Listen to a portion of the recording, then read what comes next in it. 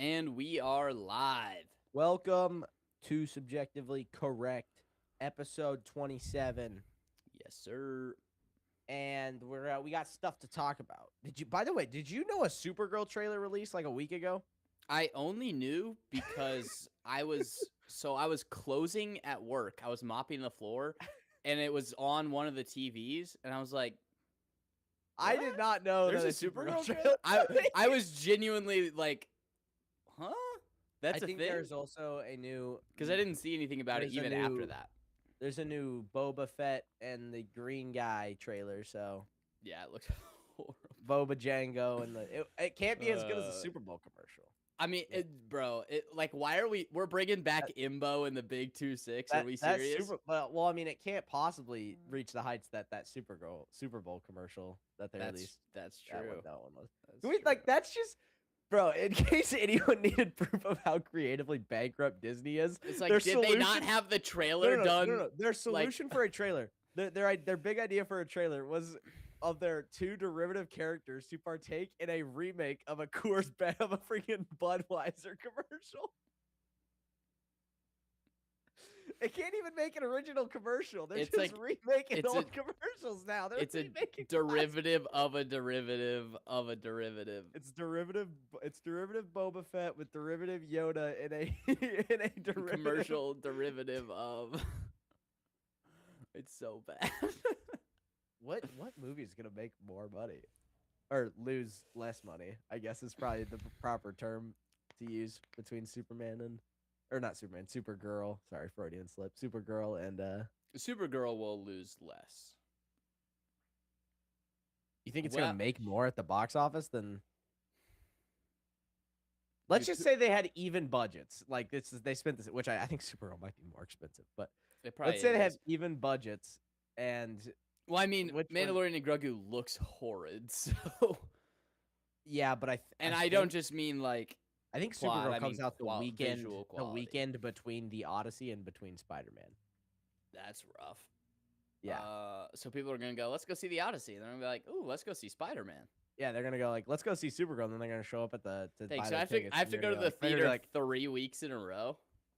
Yeah, sure. You're gonna go to the theater to watch Supergirl. No, I will. Yeah.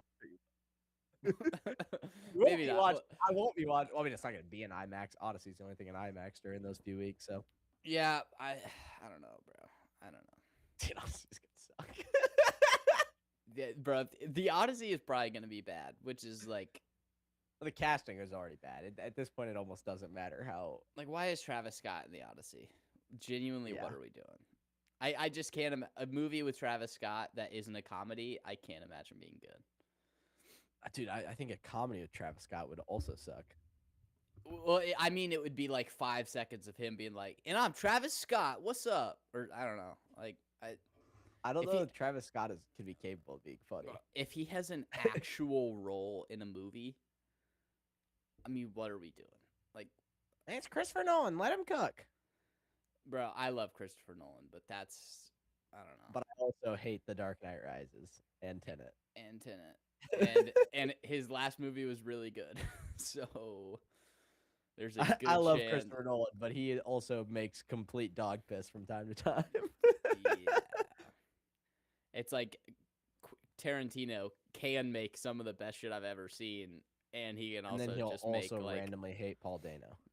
Yeah, like what? It's like, this like universally liked and respected actor who's like good. He's terrible. It's like, what? It's not even a hot take. It's just wrong.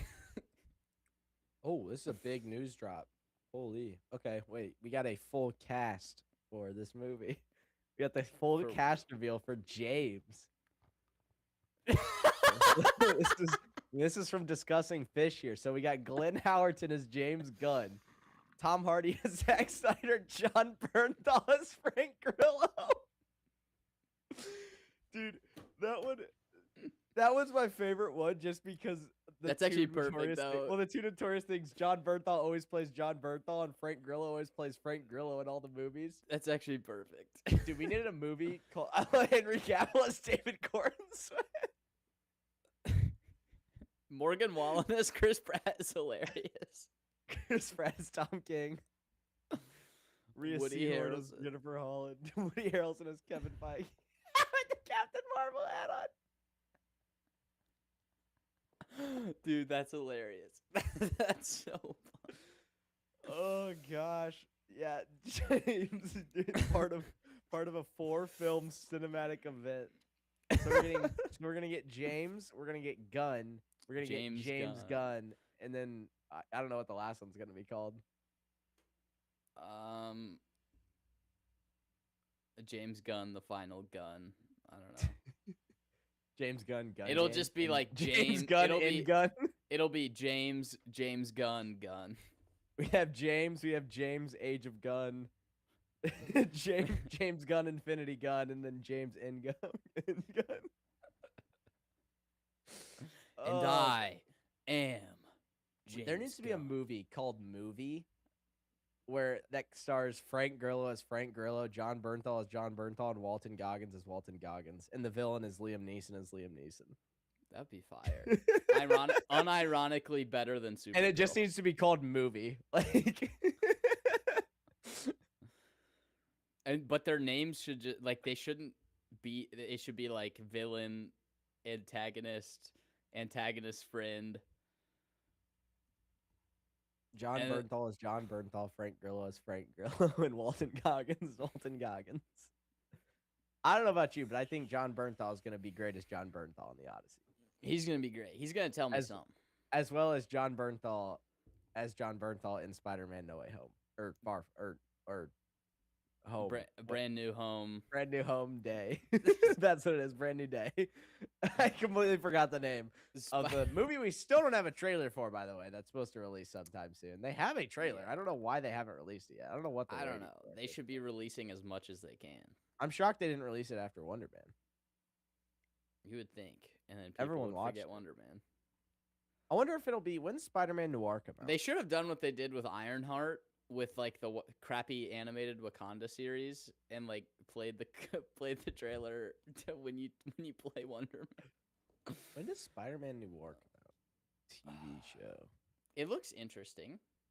I'll say. I mean, it's Nicholas. I have no idea. I don't know if it's gonna be good. May 25th, 2020. Honestly, like, so, bro, flip there's a no way coin. they're gonna wait till May to do anything for Spider-Man. So I don't Nah, they know. won't I wait that genuinely long. don't know when they're gonna. Maybe Project Hail Mary. There'll be a trailer around that time. I don't know. It's just kind of weird that there hasn't been a trailer yet. I mean, I feel like they should have taken Super Bowl for Spider-Man. Yeah, but it's just waste of money at that point. Yeah, I guess. Paying I $10 mean, million to give- paying $10 million for people to see your trailer when you can just put it online for free and people will watch it and you can make ad money. That's true. That's true. But I mean, I don't know. Look at the trailer they did put out. Like, That's Lucasfilm though, which is still technically different than Marvel and even more different from Sony. it's different, but it's still like, Well, yeah, Marvel makes fun of Lucasfilm yeah, because they're stupid. yeah, bro. Lucas, Star Wars is over. I mean, No, Embo's in the Mandalorian and Grogu. Absolute Filoni. like, listen, bro. I like Imbo. Absolute Filoni. He's a cool bounty hunter. The concept is cool. He looks cool. Absolute Filoni. Why are we bringing it back? What purpose is Imbo gonna serve? And is it a purpose that couldn't be served by a new bounty hunter that you could make? Absolute Filoni. Like it's glup shitting too close to the sun. I feel like Dave has glupped his Bro, last shit that up. was so much longer ago. That was like Mandalorian season 2 was glup shitting too close to the sun. They have been dancing around on the sun, boiling. I mean, he has to be glupping his last shit. 7 He's years? bringing back a character from the Clone Wars movie, which I sucked. think he technically was in the show though too. Okay, Oh well, if he was in the movie, then that's why. Because we're remember, they're repping gonna have- we're gonna repping have- Jabba the Hutt's son. What? Is Kay Vest gonna be there? Like is Kay Vest gonna be there? Notorious Hutt ally. I mean, Will K-Vest be there? These are the questions I need answered. If Dave Filoni puts K-Vest in a live-action They're Star Wars terrible. project, I will. Imagine we get K-Vest before Cal Kestis in a live action. Oh my god, that'd be horrible. Don't get me wrong, I don't need to see Cal Kestis in anything. I don't, but at least Either, Cameron but Monaghan is it like would a be- good actor. It would be better than K-Vest. And he could play the K-Vest- character well. He think has K-Vest- passion for the character. Iden Versio and K-Vest need to team up. At least Iden Versio was kind of cool, bro. Yeah, K-Vest still is not literally really. nothing. Still not really. Bro. Cooler than K-Vest, but that wow. Yeah, well, Wow. day Smartest retard. day brighter than night. Day ends in Y. Sun brighter than moon. Rain makes ground wet. More news is heaven. Like, what are we talking about here? It's K-Vest. Yeah, that's fair. That's fair. I just K-Vest in a live action would be so fun. Only if she's like exactly the same as the video game character. She just like murders 50 people and then is like, wow, the way Nix, she- that was a and the close way- one. And the way she talks too, dude. Just Yeah, where every statement is a question and then it works. You're like smooth talking somebody and you're like, you're supposed to let me in? And then it works. that's more anime voice. Yeah, I can't do that. I can't do it right. Hey, Go, stop hurting her. if, hey, Hey, that's not nice. no. Grrr. I started doing that. One of my friends' dorms will play Smash Bros. And we'll just do like anime, like, Gah! Oh, Anyway, real quick. Speaking of which, Jake, alleged YouTuber, dropped Yes. a YouTube video. Check out R&R with Jake, my channel. I dropped a It's not very review on. topical anymore, which on in a sense makes Avatar. it topical. Yeah, it's like you know? almost. I mean, what else is there to talk about other than obviously Night of the Seven Kingdoms, which is actually good, but you know, Can I just say?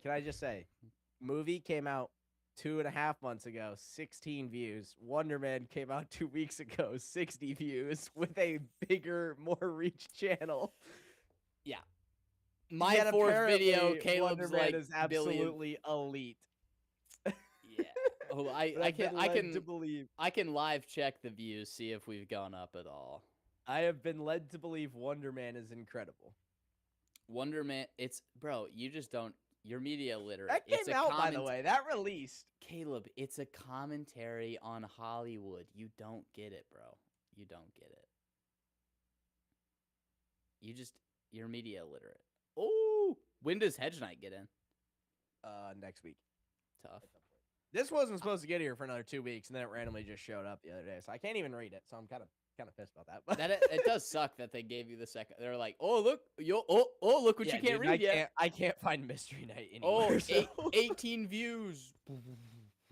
That's 1/3 what my Wonder Man video has done in 2 weeks. And I mean, I also have 1.7 hours of watch time. I'm pretty sure at least half of that is Garrett, because I came home and he was watching it on the TV. I was like, "That's me." Thanks, Garrett. I watched at least 10 seconds of it last night when it dropped. Yeah, well, thanks Most for of that was just. thanks for tanking for the algorithm, bro. Appreciate it. Well, I was reposting it to my channel, and it was like 11:30. Well, I mean, don't know. I shouted you out though. You did? I think so. Where'd it go? Hold on. I gotta check. Wait, on your channel? Yeah. Hold on. Let me Yeah. I got 2 likes on my community post.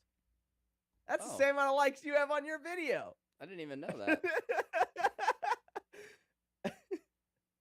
Oh, appreciate it, bro. Yeah, that's Anyway. right. Shut up. I also use it to advertise the show, but that's completely. Yeah, I see you. I see. Hey, you. you're a part of the show, all right? Show gets more Right. views, I get more views. Boom, boom, boom. Exactly. So, and eventually maybe we can actually stream on your channel again. I mean, we could next week. Hell no, not for the finale. Yeah, We that's got 200 views on this channel last week. That's a good point. That's a good point. We got bro. Which, by the way, this show is not this show. A Night of the Seven Kingdoms. Like it's absolutely caught the zeitgeist now because Yes, there is no releasing reason us releasing two idiotic weekly. stupid heads should be getting 200 views on a live stream. Yeah, we just shouldn't. People are Especially just on YouTube itching where like Discovery isn't very good. for VODs. Like Yeah. like VODs tank once they're not live. So Yeah. when we're idiots. So people are just absolutely itching to hear anyone talk about the show, which is Because great. it's So like really good. yeah, I know. Imagine that. Make a good You show. People want to talk about it. It's basically like Superman. You gotta think. All right. He's nice. I've been He's having kindness. Caleb. I've had a really good day today. It's super nice Kindness out. is the new punk rock. I get to talk about Night of the Seven Kingdoms, and you've just shit on it. You've ruined my day. Well, kindness is the new punk rock, though. Oh, but wait. You don't think Zack Snyder should be publicly executed? You're an idiot. I hate you. Die. Okay, Snyder, bro. Okay, Snyder, bro. Right. Snyder, bro. Cool. Apparently, there was a plot leak for Spider-Man: Brand New Day, but now Twitter is down, so I can't even open it if I wanted to. That's wow. great. Thanks. That's where we get all our news for the show. Thanks, Twitter.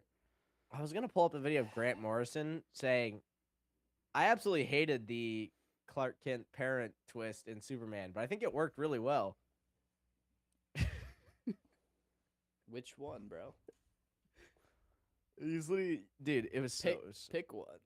Oh, apparently they revealed the House of the Dragon. I hate it, but it's good.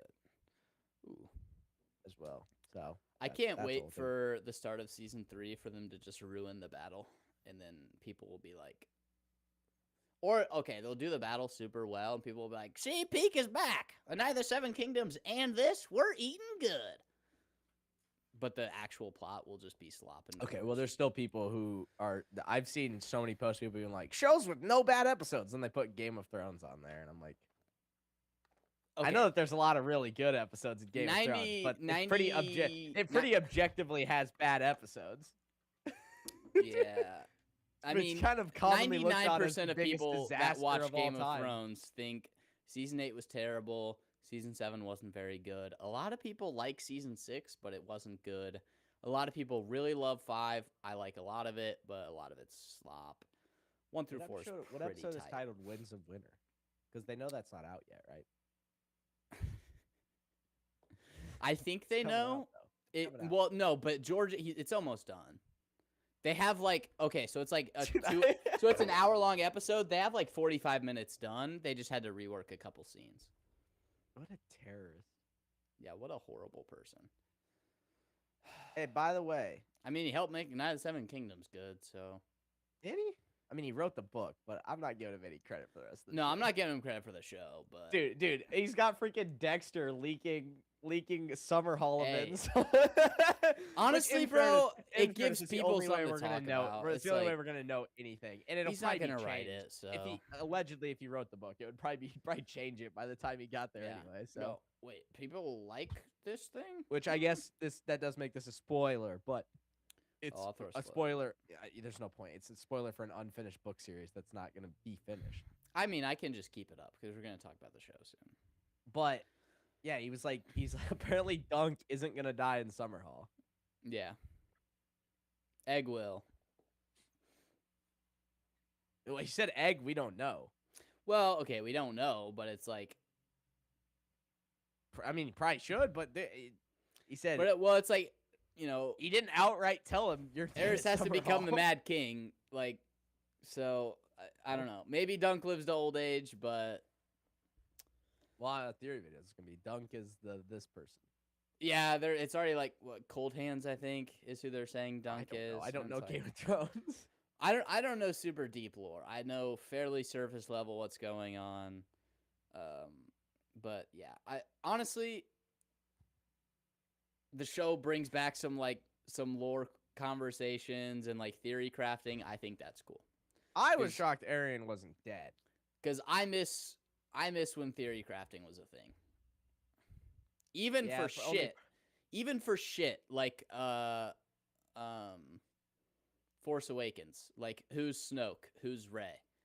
That was slop. That was garbage. Yeah, but we could at least theory craft about it. And now it's like I don't even care cuz I know they didn't put thought into it. Yeah, but Like Mandalorian and Grogu, I'm not like, ooh, what's going on? I know that character. What are they up to? It's like, I don't. They're there because they don't have anything else to put.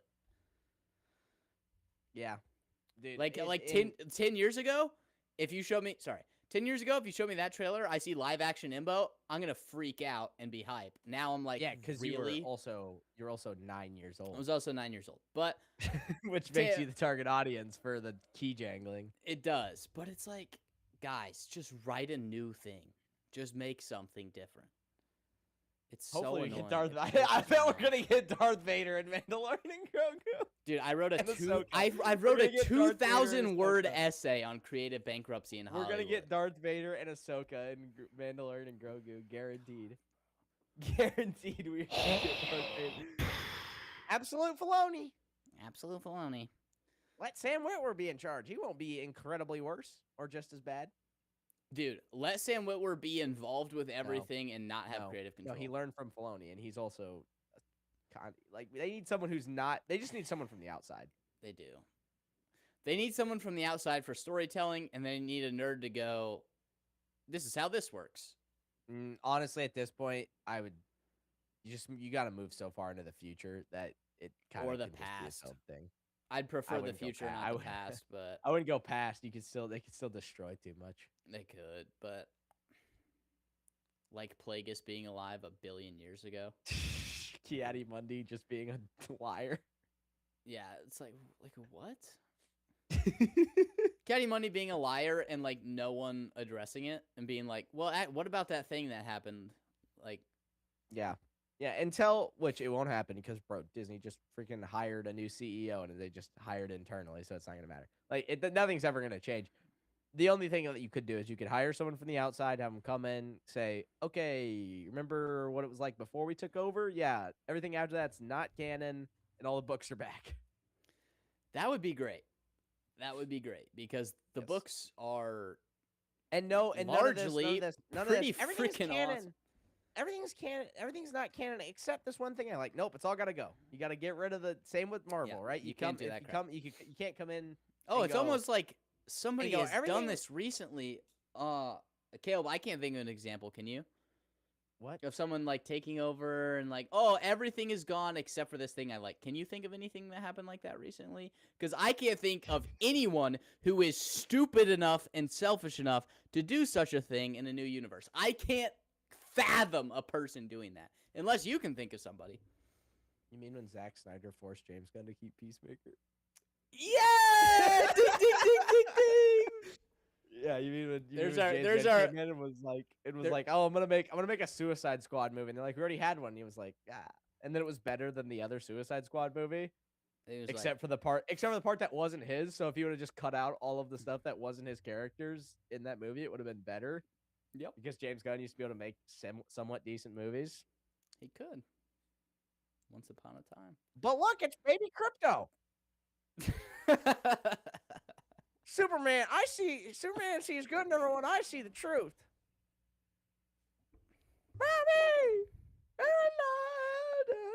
I'm a punk rocker, yes I am. Punk rocker. Famously, kindness is the first word that comes to your head when you think of punk rockers. It's like, no, I think of punk rock, you freaking idiot. It's like, okay, it's like, does he think like Superman's listening to like, I don't know, F my heart in the ass like he does? Like, Dude, I don't know what he thinks Superman is because every Not clip from Superman. Supergirl they released, they're like, that Superman guy sucks balls. that Superman guy's a freaking loser. and You know, stupid. he's lame. Supergirl, she knows what's really up with the world. He's delusional. It's like, bro, she's a He thought it drunk. was a moral. He thought it was challenging to Superman's morality to be like, well, gee whiz, I only was saving people because my parents said they loved me for 1 second in the video, but now they want me to rape everyone. I'm not sure. I'm not Now sure anymore. I feel like maybe I should start raping people. Like, dude, imagine. Okay, imagine Dunk, right? His entire morality is based off of a letter from his dad before he was hung, right? That was split in half, and it was like, Dunk, I love you very much. And then Sir Arlen And then raises him to be a he has, knight. he has And 10 years. then halfway through the movie, he finds the second half of the letter and it's like, also go rape all those people. And then he goes, you know what? My morality comes from Sir Arlen all along. Like, yeah, no, duh. But then imagine we didn't get any Sir Arlen flashbacks and we only got one scene where Sir Arlen's like, hey, man, your dad telling you to rape all those people doesn't make you a bad person. You being a good person is what makes you a good person.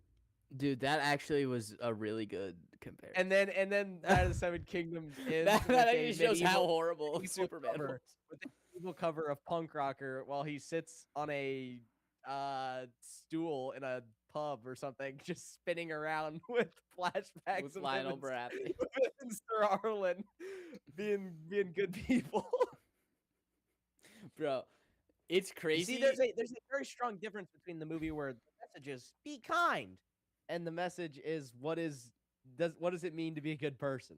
What does it mean to be a good person, and like what are the consequences and what are the obstacles in doing so? In a world that's already established and he's not gotten an origin, by the way. Yeah. That's why I like Night of the Seven Kingdoms, because all the people who just digest slop and say it's the greatest thing they've ever seen, they can watch the show and be like, "It's pretty good."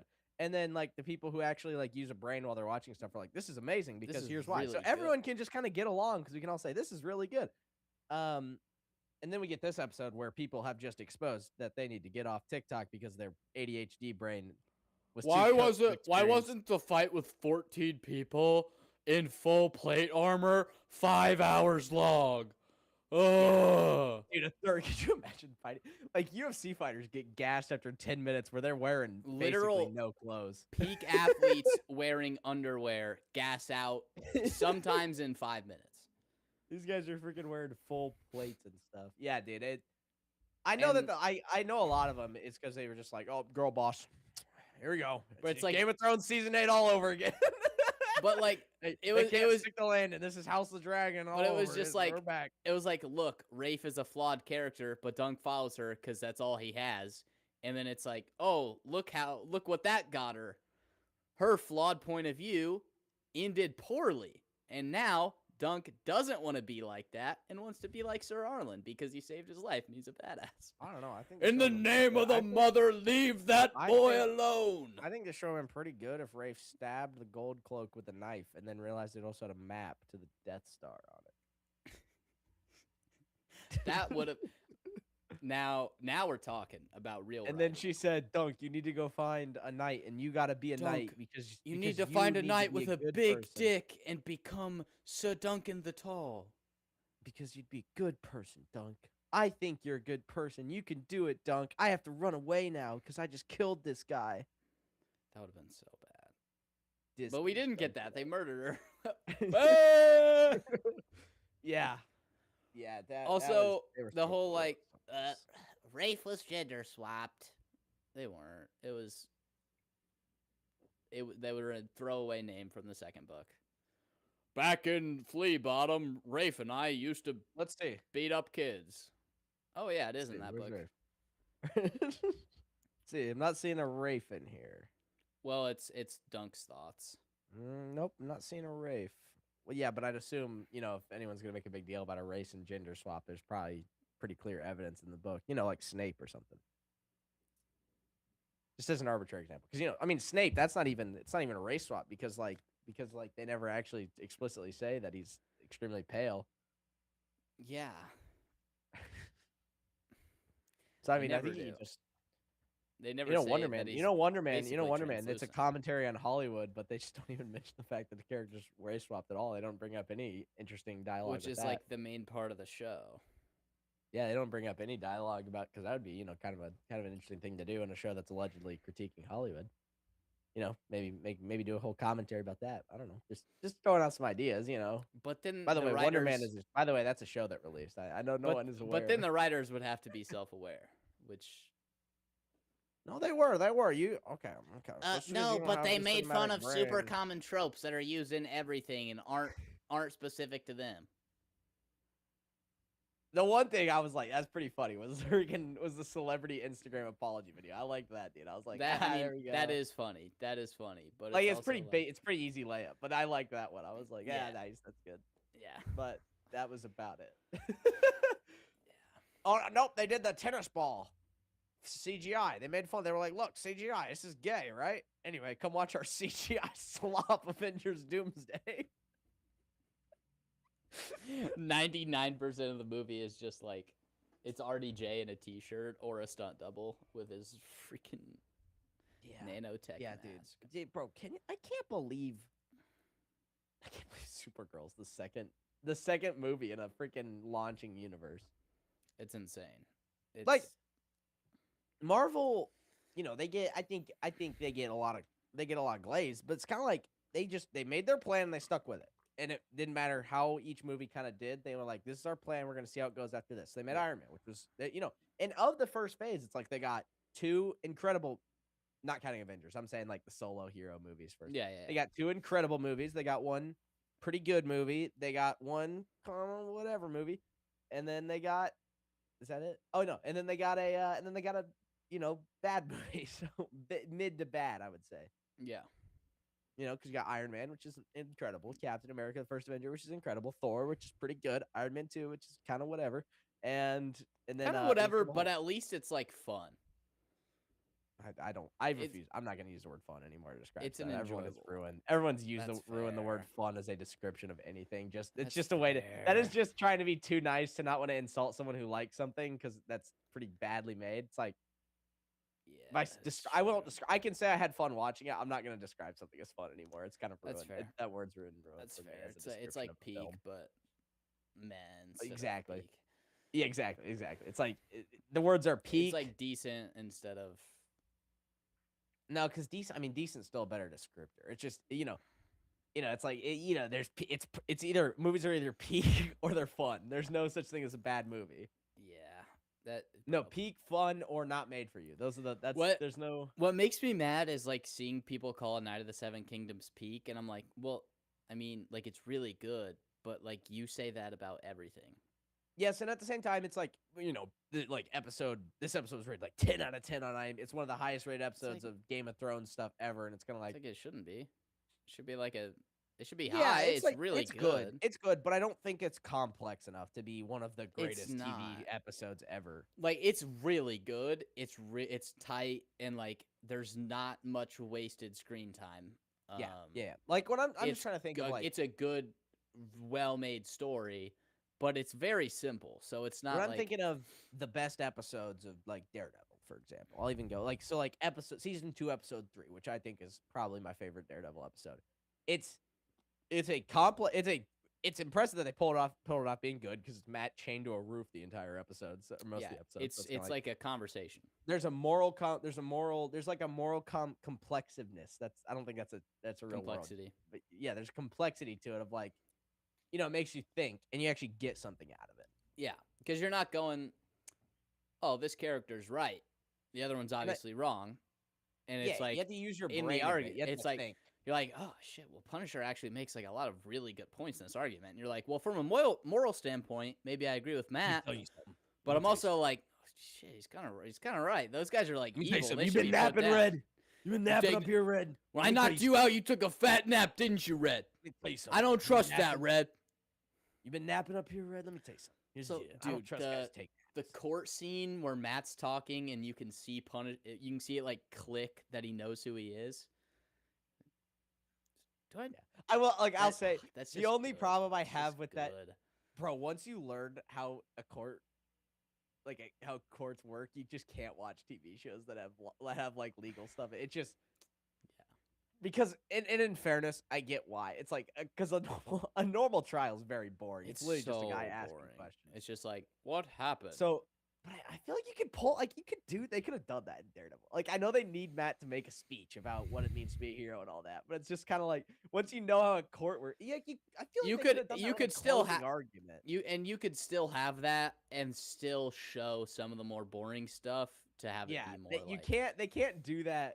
Because like I can forgive the like we've moved it up and the trial is tomorrow. And it's like, yeah, it actually takes like 5.5 years for a trial, especially one of this magnitude. Especially like this trial, it would be with this much evidence. It could be 10 years. He's killed like 50 people. Especially if like somebody's actively trying to delay it, it would be like this trial's gonna be in 50 years. Exactly. So, but like, you know, I can forgive that, but it's kind of like when they're just like when he's like questioning Punisher, and he's like, "Can I treat the witnesses hostile?" And the judge is like, "Yeah." And he just looks at the jury and he's like, "Let me tell you about Frank Castle." And it's like, that what?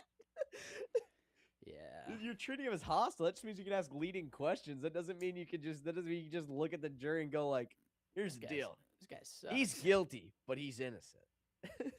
Yeah. Yeah. There's just like you got your mix there, but yeah, you know, we just went a long-winded way of saying like. 97 Kingdoms, really good, but like to like sit here and be like, it's some of the greatest television ever made. That's probably a bit of a stretch. I think it'll be. I mean, it's the best thing I've seen in a while. Yeah, I don't know where I rank it compared to like Mobland. Yeah, I need to watch that soon, but I know this season 2 is is out this year, so you're gonna have to watch it at some point. Yeah, So. I'll probably wait until close to season 2 so I can watch them back to back. Yeah, but dude, I mean, I don't know if I like Mobland less than Mobland. It's just I also it might be too short for me to like it more than Mobland. I don't know. We'll see. Fantasy and like this kind of thing is one of my favorite things. So it's like this show is made for me to like it, and it's really well made, and the characters are likable, the actors are like everything about it is just tailored for me to really like it. So It's had the most epic thing I've seen that I've seen in a while. I don't even know what it was close with.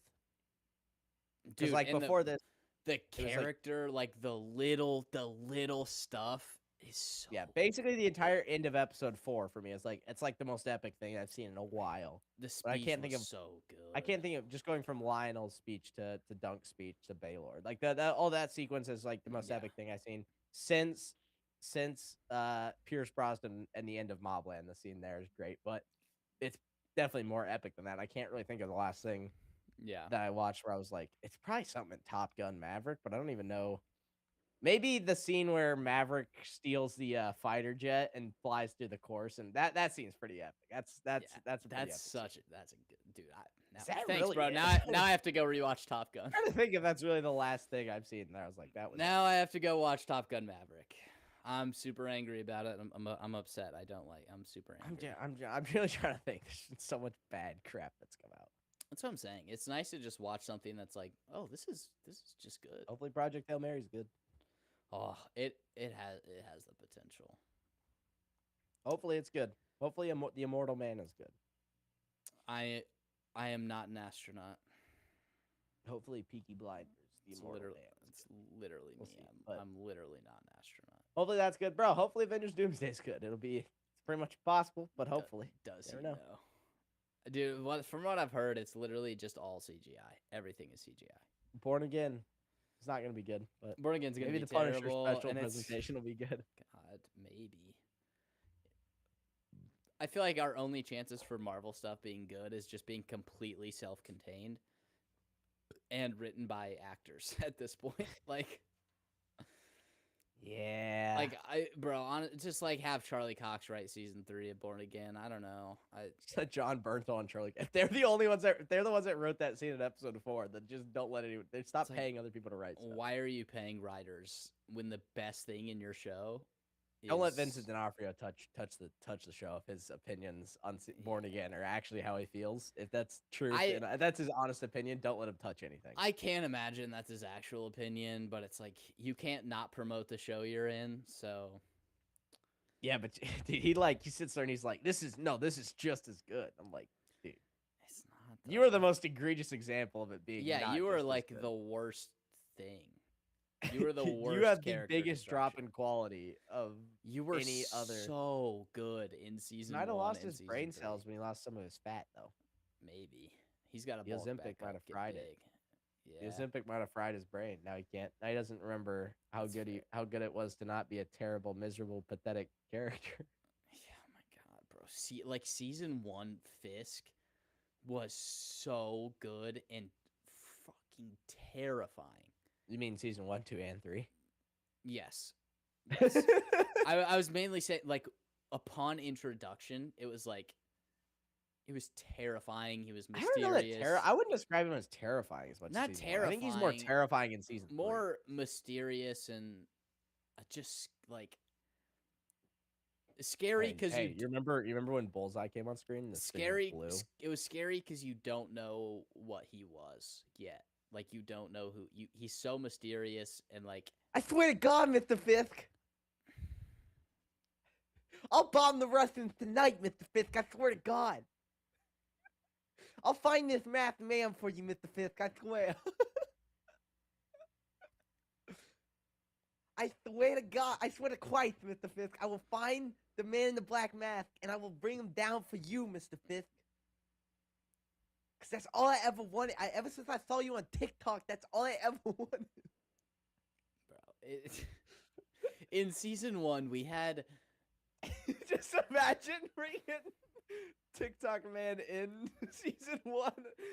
In season 1, just next Daniel to like Blake, the Russians, Nobu, Madame Gao, even Leland would just be like, Fisk, in the scene where all of the crime families are meeting in that parking garage. Wesley, the Russians, Nobu, Madame Gao, and Leland. Imagine Daniel Blake in there. Or even imagine just like replace Wesley. Mafia. Replace Wesley with Daniel Blake. Just like, no, you guys can't do that. Mr. Fisk will be mad. Tell Mr. Fisk. I swear to Christ, we don't say his name around here. Tell Mr. Fisk. You're not supposed to say his name like that. I swear to Christ, we're not supposed to say his name. You don't understand. Fisk can fix it. Kalen Page, no. Look, the disaster created a great opportunity for us, and Fisk can fix it. It's so blatant how bad it is. Listen, here's the deal. Mr. Fisk, he's not as good. We got Vanessa for that now. All right, and we got Bullseye. He's not in prison anymore. Agent Nadim and all that. He's on our side. I just still think it's freaking insane. Agent Nadim and all Bullseye was in prison. Is Lee just Vanessa Fisk walking and go, we figured you deserve something, Agent Nadim and all that. That was it. That was the entire reason. And it was also like season 3 was like Nadim dies, and with his death, he puts the final nail in the coffin to put Fisk away, and it's like, okay, it's over. Fisk is actually done now. And then it's like, oh, Agent Nadim and all that. Anyway, it's like, what? Remember all that? Yeah, that's over. It's all. It's good. like season 1 to season 2 and season 3 makes sense because it's like, okay, he physically beat him up and he got him arrested, but he still has all his connections. He's just publicly known as bad now. Even to an extent, it's kind of weird that he gets out, but at least they were like, "Oh, he's been cooperating with." And there was outrage. There was outrage. Like there were protests in front of the building. He appealed. They appealed the case. His lawyers got him off the case. So. Yeah, and it's like people were protesting in front of the building, and then the very same people voted him. And it's even crazier because they're sitting there and there's like, yo, he chopped that Russian's head off with a car door. But like they just start openly admitting to it. Yeah, but he fixed the roads. The potholes are gone. There was a giant pothole until he chopped that Russian dude's head off, and he filled the pothole with his brains. It was pretty effective. I mean, that's say what Fisk can fix say it, what man. you want about that guy, but he gets it done, man. It's like, what are we talking I will kill this Russian with the car door for you. I would never embarrass you in front of Vanessa, Mr. Fisk. I swear to Christ. That's all he said. He always said, I swear to Christ. He said it every 30 seconds. I swear to Christ, I'll never betray you again, Mr. Fisk. That guy's face open was crazy, Mr. Fisk. I swear to Christ, that was crazy. Why does Fisk like him is my question. Like, he does it. Not actual Wilson Fisk. Kingpin, who's somewhere trapped in the raft, in the scroll version of him. Like, bro, At this point, his relationship Secret with Invasion was a Wesley joke. was so compelling and Secret interesting. Invasion was a joke. So at this point, we need to just have like the opening of, unless Morning in season 2 opens with Bullseye sniping Wilson Fisk through the window, and he collapses and he shapeshifts back into a scroll, and it's like this wasn't the real Wilson Fisk. That's like the only way, and same with basically every other character. That's like the only way that they can salvage. Just like literally everything since Secret Invasion just didn't actually happen. Yeah, well, there's only two. They can either salvage it by that, or they can salvage it by Matt just like waking up in a panic inside of Foggy's meat, the Foggy Nelson's meat store. He's like super hungover from when they started drinking at the end of season 3. Yeah, it's just like, what was that? I just had the worst dream ever. We all suck. Whiskey makes me have really weird dreams, and then it's just fine. And then it's just season 4 starts. I'd be like, glad none of that actually happened. My girlfriend was a bitch. I saved her life from a psychopath, and then she was like, "No, it was me." And then she was like, "What a bitch. You're the same as that psychopath. I saved me." I was like, "What's her problem?" Remember when she just started working for Wilson Fisk? That shit was crazy. She was like, Matt was like, you shouldn't go to this dance. You shouldn't go to this. This is a trap by Wilson Fisk. Why would he be trying to trap you? Oh, I don't know. Maybe because I helped to get him arrested 3 times. I was kind of it's like they were like, oh well, he can't tell her. She doesn't know he's Daredevil. Yeah, it doesn't matter. Matt Murdock and Foggy Nelson helped arrest Wilson Fisk. Sorry, man. He can't tell her. He can't tell her he's Daredevil. He can't tell her he's Daredevil. Can he tell her he's Matt Murdock? Can't tell her he's Daredevil. Just wouldn't work. Can she know that he's Matt Murdock, though? I guess that's the real question. Because Matt Murdock... Does she know? Because Matt Murdock was Agent Nadim's lawyer. Well, I don't know. I don't know. Well, I guess they did cover that, Agent Nadim and all that. And all that. You forgot the and all that part. So, she said Agent Nadim, which was a reference to season 3, but then she said and all that, which alludes to everything that's happened since then, which makes seasons 1 through 3 literally just, they don't matter. Anything that happened doesn't matter because all that. Caleb, you keep forgetting. See, this is the problem. You keep forgetting all that. The and all that makes room for a lot of stuff. The scene went blue, though, when Bullseye was on screen. It's like, okay. I almost put a gin pop. No. Also, the opening, like Daredevil and Bullseye. First of all, it was slop. It was garbage. The choreography was shit. Did you remember when we were coping for it? It was all plastic CGI. It was all crap CGI, but it did have a style. And that was the only time the show had a style. I wouldn't call that. I wouldn't even. The whole show. No, the show. They had lighting. They had lighting. The show had a style. It just. They brought a light kit to work. Is what I mean. There was more style. There was more style in Born Again than every other MCU project, except probably Wonder Man recently and Fantastic Four. Yeah, that's true. But bro, Daredevil season 1 had a style, and it was good. Well, they also got rid of the cinematographer's dream, which was his apartment.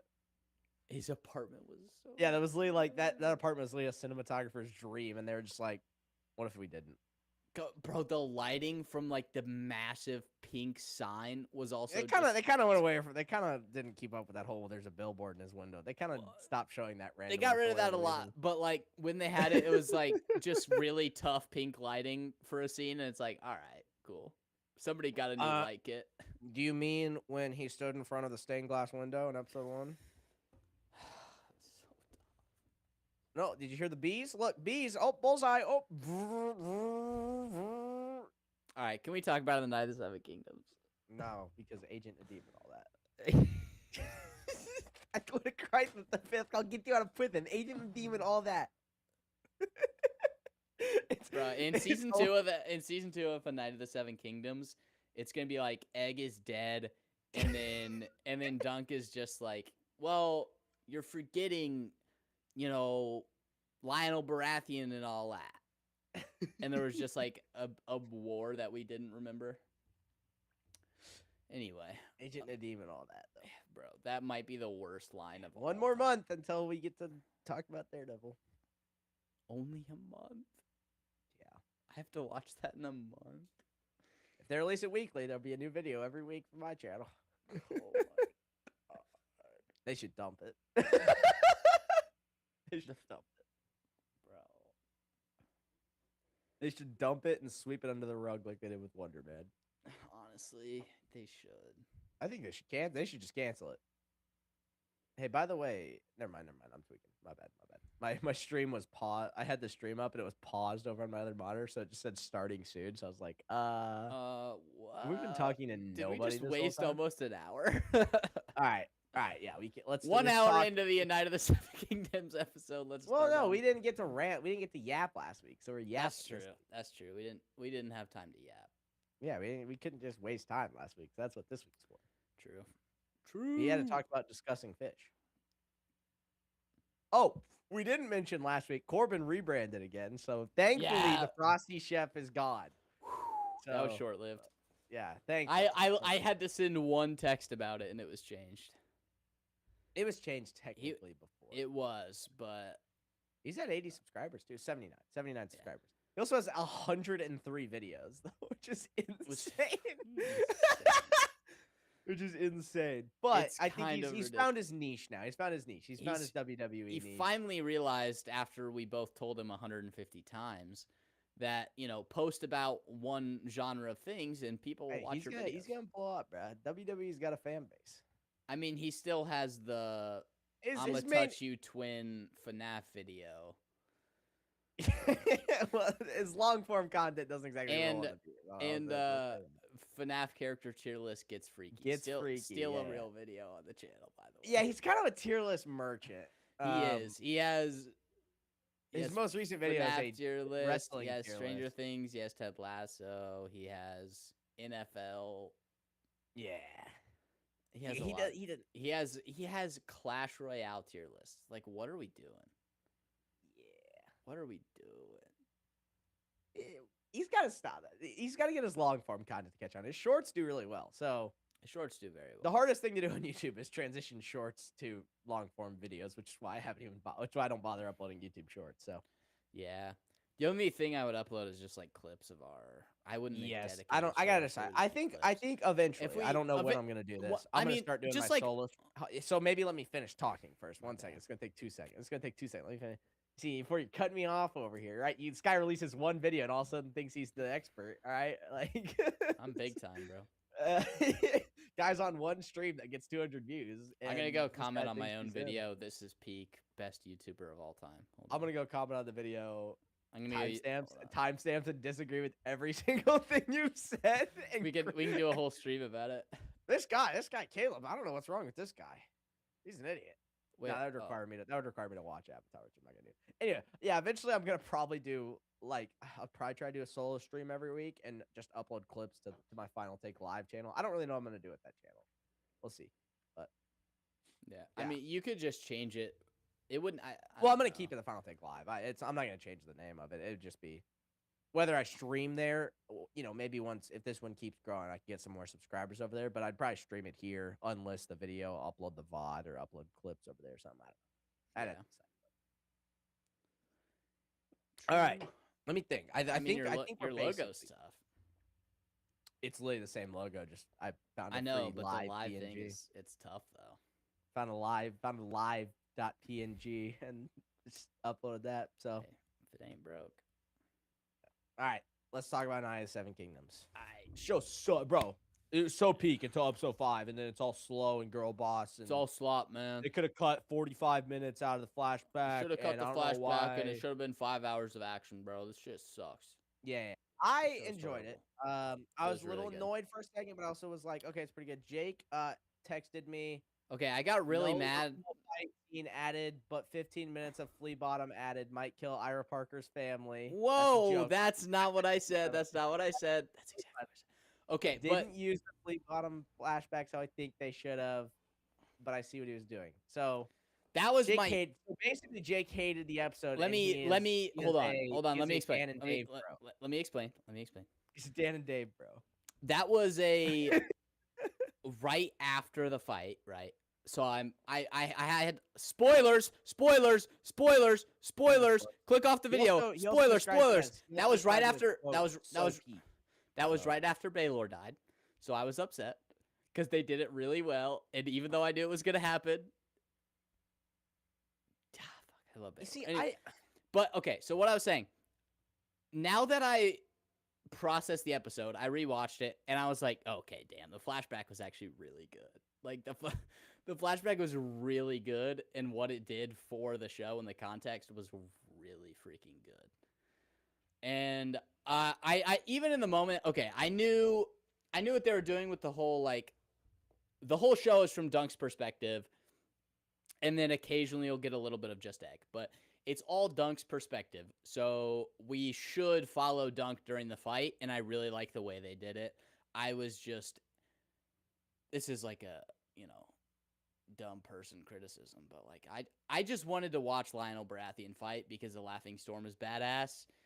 I And don't watch everyone fight. I was a little disappointed that it was just Dunk, but it makes sense because the show's all from Dunk's perspective. yeah, it was like I was disappointed, But but not getting to see May Carver's Baylor. Not- It almost not- felt not the in like a reason- quality way. I was just like, yeah, no, that was like a good creative decision. I just also want to see more. I think the reason I would maybe describe as a problem. I don't necessarily have a problem with it all being from Dunk's perspective. It's just the idea of like we make a whole big deal about this being a trial by 7, and then we just end up getting a trial by combat essentially anyway. It's just Arian fighting Dunk 1-on-1, which that's always going to happen. But it's kind of like I feel like there was almost no. Yeah, It's hard to you see a little bit of Raymond. You see not really. You see a little bit of Lionel. You see a little bit of Makar, and you see a little bit of Baylor. Crap! But that's Sweden it. just tied the game. So I'm watching hockey up here on the side monitor. It's 1-1. The U.S. is in the quarterfinal right now. So there's a minute left, and they just tied it. So that sucks. All right, sorry. That's good for momentum for them, which is unfortunate. Anyway, This guy thinks he's in that analyzing hockey now. All right. nah, I just like Miracle, bro. All right. So the show opens with a very cool aerial shot over Dunk's 7. And then Baylor given the strategy,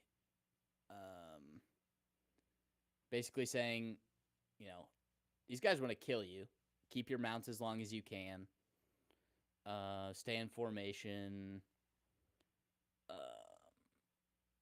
One of the Sir Humphrey Beesbury, with the like incredibly yellow mustache, asks him about the Kingsguard, and Baylor's like, I'll take care of that. Because if you're in a trial by 7, and 3 of the people on your side are Kingsguard, and they have to fight a prince who they aren't allowed to hit, you can take big advantage of that. Which Baylor knows. One thing I will say, they do a good job of showing like Baylor is a good strategist, but they leave out a really big thing from the books about their strategy.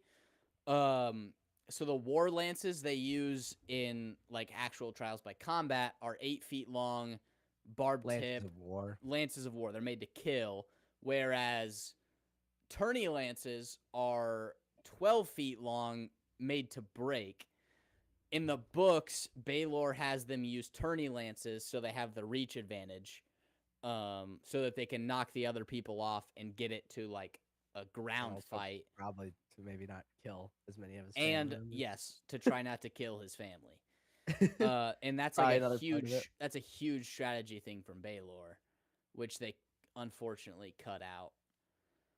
Along with Steely Pate's line, which thought might be in this episode, it is not. And I think Ira Parker apologized for that. He did, which honestly, like, a showrunner admitting that they made a mistake with the show goes a long way. Like, just him being like, yeah, that was a mess up. I should have had that in the show is like, I feel so much better about season 2. I think you're supposed to. No, I think he actually messed up. I think he should have said Steely Pate forgot. He forgot that he was supposed to say that line. But then we see Dunk and Raymond Fossaway both puke And then I'm not sure who yells it. It's it's one of the guys on Arian's side. It's the guy with red hair. He just yells, "Green fucking I think boys!" it's Humphrey Harding. Oh shit, it is. Yeah. I'm looking at it right now. I'm pretty sure that's Humphrey Harding. No, that's Humphrey Harding. So, Yeah, no, but yeah, he that makes was fun just of him a little bit. misinformation right there. Yeah, that's my bad. Yeah, you're fired. You're not on the show anymore. Beesbury kind of looks like Will Tennyson. Do you know who Will Tennyson is, the YouTuber? No. He doesn't like. It's not super egregious, but he kind of looks. He's a weightlifting YouTuber.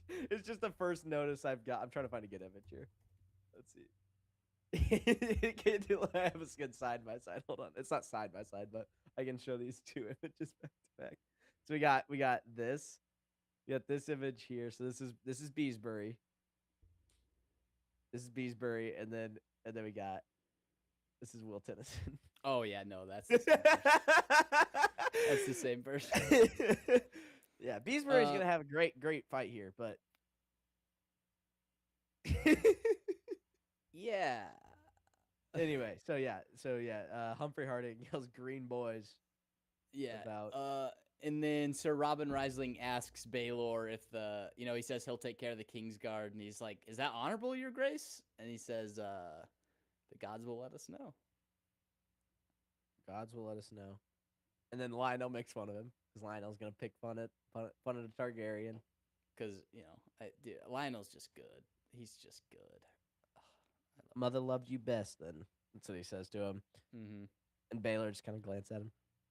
And then shame no man fights so fierce as one abandoned by his mother is what yeah, or as one Lionel neglected says, by his mother, I think.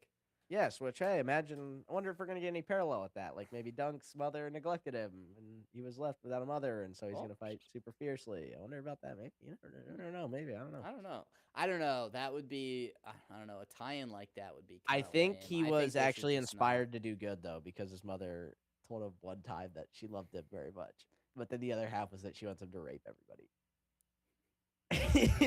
He's a punk. Okay, yes I am. Anyway, Baelor tells him to be vigilant and don't die. And then they ride off. Yeah. And Dunk gets his lance from Egg. And it looks like they are using tourney lances. They just don't mention it in dialogue. My lance squire. And Egg is very concerned. Looks very concerned. Dunk obviously is a little bit concerned. Dunk looks back at him and says, "You best be here when I get back." And Egg says, or he doesn't say anything. He says, "Rob me and I'll hunt you down with dogs." And Egg barks back at him. That's callback, of course, to episode 2, because we got set up some payoffs and stuff. So, episode 2, of course, when Dunk said that to Egg.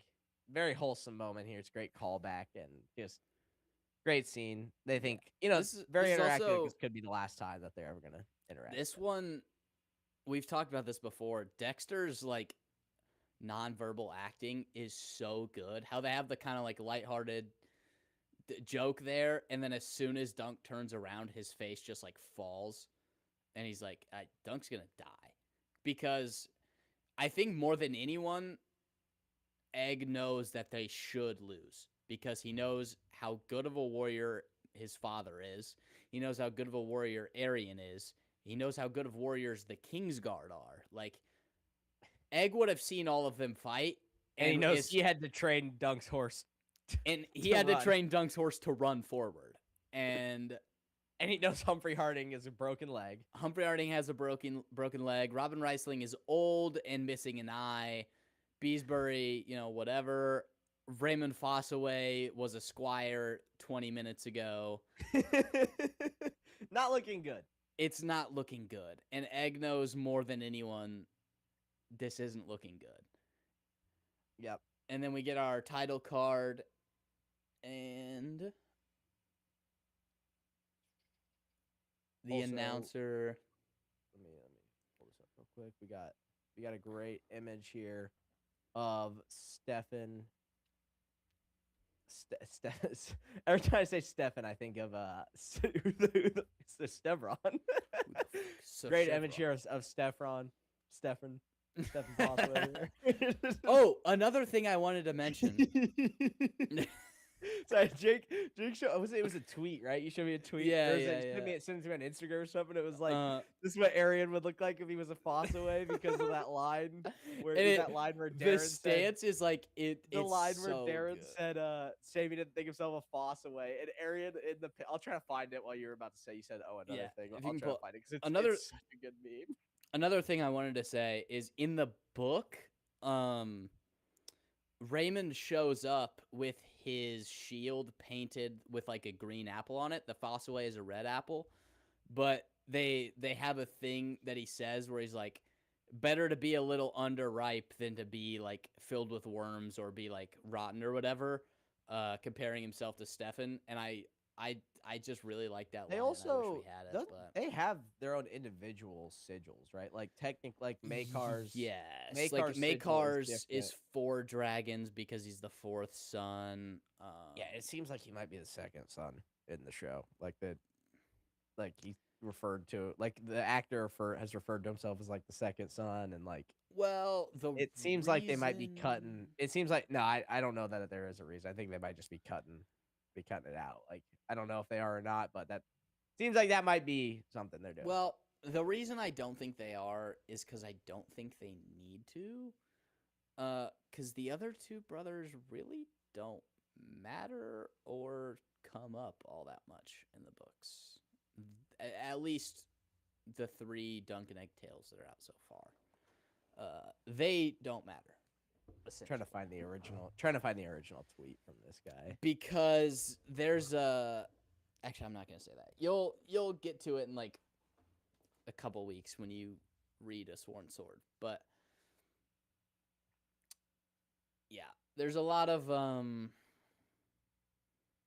we see some people die and some people die off screen. All right, yeah. He's doing the pose. It's literally the same picture. He's got the same face too. It's perfect. I love that picture so much. Oh, I'm definitely gonna put this in my video. if I was doing a, yeah, I'm going to as well. It's perfect. If I was doing a like episode by episode review, that would have been in the thumbnail for that week. Yeah, I am gonna do an episode by episode review. It's just all gonna be in one video. Well, yeah, I mean, like if I was releasing a dude, the 2 funniest lines so far in the show for me are when Doug was standing in the stable and the like stable boy goes, "Are you Baelor Targaryen?" And he's like, "No," and he goes, "Then golf." and then Lionel hitting "Who the fuck is Sir Sevron?" Those are so funny. That and then maybe Raymond's rant about Targaryens. Those are like probably something my cousin said. Yeah, those are probably my three of my favorite lines so far in this show. But all right, let's then the little boy Maester comes out and gives like. I will say first off, before we do get the title card, we get shots of every single. Also, we get shots of both teams full 7s, as well as also Egg decided he didn't have that shit on enough, so he put a cape on. Yeah, like, come on, bro. Like, brother, we see the fit, all right? Wasn't tough enough. Had to lock. U.S. just scored in overtime, by the way, if anyone's wondering. I believe it's a golden goal, so I think the U.S. wins in the quarterfinal of the Olympics, so they will play for a chance to go to the gold medal game. So hell yeah. Hell yeah. I can turn it off now. Get screwed, Sweden. IKEA sucks. But yeah, dude. Egg, in case there's ever any doubt, still in fact has that shit on. Yeah, dude. That's the other tweet I'm gonna put in my videos. The one of the guys saying "heartbreaking, worst person you know has that shit on" about Stefan Fossaway. It's so good. It's so good. And then we see Dunk putting his helmet on and Arian like lowering his visor. Arian's armor is so badass. Dude, everyone's for the most part is. Really, Yeah, yeah. even So after, Raymond Fossaway's armor is like pretty cool. Like his helm is it's basic, but like it's tough. we get this shot here. Dude, the freaking antlers on Lionel's armor is just so good. My only sort of critique about literally anyone's armor is Lionel's like face. It's kind of, I wish they would have just done exactly how it was in the book, but I mean, like, it's still pretty cool. Yep, I'm trying to find this shot here. It's like it's almost like a football like face mask, which is kind of weird. But like, I guess I'll bring this cool. complaint up now because it's the only one. It's the only time I even seen this one. I wish we could have seen Darren just laying down in the fight. Yeah, like being completely just freaking. Just see him like just like not caring. No, not even like panically looking around, just going. Just like sitting around, like not caring. Maybe trying to make sure he doesn't get trampled by a horse, but that I would have liked that. But I'm sure he's probably in the background of a shot somewhere. I just haven't. Maybe. I haven't seen it yet. Yeah. Anyway, that's the only shot that we do get. A shot of most. His armor. So his was like he has a similar dragon kind of look to his helmet. You only really get one look at Darren's helmet here, and it's got a dragon wing on it almost with a green feather coming off the back. Okay, do you have the wide shot up? Of who? Dunk's side. That one I just had earlier. Yeah, who is directly to the right of Dunk? 1 second. Because I have like a close up angle, and the helmet they have on is badass. Okay, so it's red. I think it's Raymond. Left to right, it's Robert Reisling. Robert Reisling. I think that's Raymond right next to Lionel. I think it's one of the Raymond. It's either Humphrey Beesbury or Humphrey Harding. It's Humphrey Harding. It's Harding because it's red. His helmet is really cool looking. That's all I wanted to say. His helmet's just cool. I'll try to find the shot of his helmet. It's like an angle from below. I can try to find it if you want to keep talking. All right. But yeah, all the armor looks so good. It's just really cool. The kid that came out and announced it, I don't know why it was like a little kid maester. That was kind of weird, but here we go. This was still pretty cool. Is this one you're talking about here? Yes. Like that helmet just looks. That's Beesbury, which. Yeah, that's Beesbury. Yeah, he's got a look here. Also, the checkered is tough. Like I'm that's fairly just a cool looking helmet. So yeah, that is Humphrey Harding because that is right next to because I can see Dunk's shield right there next to him. Yeah. I just thought that helmet, like the visor and everything, looked super sick. Humphrey Harding's. Yeah. It's Humphrey Beesbury and Humphrey Harding. Yeah. And then we see Darren put his helmet on. It has like and there's like all the audio's gone, by the way. So that's so there's all the audio. Dunk puts his helmet on. Here's a shot of Arian putting his on real quick, just so we can see it again. Yeah, brother Targaryen's just got to be dripped out. It's insane. It's insane. Yeah. But like I liked this. Like the audio was all building, and then, yeah, the Maester. I also like how the charge. It's so unceremonious. They just charge and it starts. Like it. Yeah, you hear Dunk breathing into his helmet. Just. Yeah, Darren is like he puts his on. It's kind of it's like a top-down shot of a dragon, almost. It's like a bird's eye view of a dragon. So, I can show it actually. So you can kind of make out the two wings here. He's got two wings, or you can only see one wing, but he's got the wings, and then you can kind of see in the middle the head of the dragon there, right over his eyebrow, and then there's a green feather on top of it that you can't see, but yeah, he has cool armor as well. Yeah. Shocker, Targaryen has cool armor. Grass more news at 7. And then everyone, kicks off to start, and Dunk all the audio is completely quiet. All the audio is completely quiet during that kind of scene where they're showing everyone getting ready, and then you hear the horn blast. Mm-hmm. And it cuts to this great point of view shot of Dunk. Dude, the way it starts behind Dunk, zooms up behind his head, and then pops into his point of view. It's such a cool shot. Yeah, It it looks starts. We get so this shot good. first. This is how much Dunk can see Yeah. in his helmet. So, And then he charges against Arian. Arian destroys his shield. He yeah. doesn't So really. well, first, so I mean, you're missing a big payoff here. Dunk's just sitting there, and then Egg is Oh, the one yes, who has yes, to get his yes. horse to go. Yeah, Egg called back to when Egg was, Yeah, and you training can't. Thunder. So it's all super faint. You can hear Dunk hyperventilating, and you just faintly hear Egg yelling, "Up, up, go!" From when he was training Thunder in episode 3. And Thunder listens and charges, which is really helpful for Dunk. He didn't do anything. Yeah, he didn't do And anything. yeah, He so was then just we get sitting that there. camera POV. Starts behind him. It was in the trailer, so you can find it. I can't show it because HBO will tank everything. But I can't show anything in motion, but I can only show anything in motion other than Egg, because Egg always got that shit on. Egg He always in got motion. White boy in motion stays in motion. I can't show it, but yeah, it starts behind him, zooms in. Their first pass, Dunk gets his shield shattered. Doesn't really do much to Arian, and Dunk gets a lance to the ribs. Yeah, I'm trying to. Well, not so. Yeah, the lance penetrates through his armor, which that would happen with chainmail. It's a pointed end, so it can just freaking drive. It drives the chainmail into his armor. I'm trying to see if you can see the Humphreys get absolutely mauled on the first charge. Just both die. It's later revealed they both died on the first charge.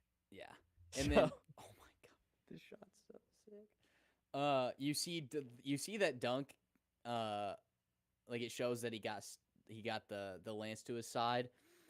And then it cuts to Arian, like, tossing his broken lances to the side and pulling out his flail. And it's, flails are kind of dumb. It's badass. His armor's so cool. I just can't with this kid. He's always tripped out of his mind, dude. He's just got it on, bro. It's like a 10-year-old, by the way. Yeah. So so the shield gets completely broken. I was like, what? Yeah, it kind of does. It only charged a copper. That thing sucked. Yeah, it's like you spend all the time with the whole shield, the sigil thing, and then it just explodes on the first. What's the thing he always says about a shield? Oak and iron guard me well, else I'm dead and doomed to hell. Well, I guess it technically guarded him well. I mean, not really. He still got a lance to the ribs. It's still very some of the impact. That's true. And then it cuts to a POV shot of Dunk looking down. Yeah, so Dunk. Well, I'd say pulling the lance out of him. Dunk. Here, I control this. Dunk loses his shield, breaks, and he loses his lance. So he's falling back and he loses his lance. I'd assume Dunk's never jousted before. No, Arlen taught him how to do it, but he's never actually jousted. Yeah, not in an actual tourney. Because and probably the extent of his jousting is watching Sir Arlen get mauled, and then also what he's watched so far this weekend. Well, he would have practiced on a horse, aiming at something hanging from a branch or something. That would have been the extent of his training. Would just be in a field holding a lance, Yeah, Arian chucks his lance down, and draws it's a flail, right? That's what it is. Yeah, which is there's a stick with a chain and a spike ball on the end. There's what the Witch King uses, except the Witch King's is comically large. Yeah, the Witch King's is 50 pounds. It's insane. In the POV shot where Dunk pulls the lance out of himself, he looks around real quick. Harding get mauled. And you see Humphrey Harding get killed by one of the King's Guard. I have that right here. And fall off his horse. And then he drops his shield into a puddle. Yeah, there's Humphrey Harding just getting there's a mauled by a King's Guard, which is kind of. I wonder if they're gonna explain in a future season why the King's Guard armor is no longer right. No longer white. It'll probably just be I think you can get away with it for House of the Dragon, because it's that was back in the Dragon Age, and now that things are more stable but kind of less stable, the King's Guard have decided to take on. It's almost like almost like this might be a bad example. Almost like dress blues compared to like you're wearing your camos like in the military. Yeah. That's probably not. It's probably a terrible like example of it because it is still your active duty wear. But I don't know. I'm trying to help them out here because they Yeah. have decided to change the king's armor. Yeah. Because I really hope. in Game of I really Thrones hope and we House, don't yeah, get to see Duncan Kingsguard armor. It'll look good. it's so, bro. The art of him and Lionel is so cool. Yeah, but Dunk chunks. He removes the thing, which I'm sure he probably needs to.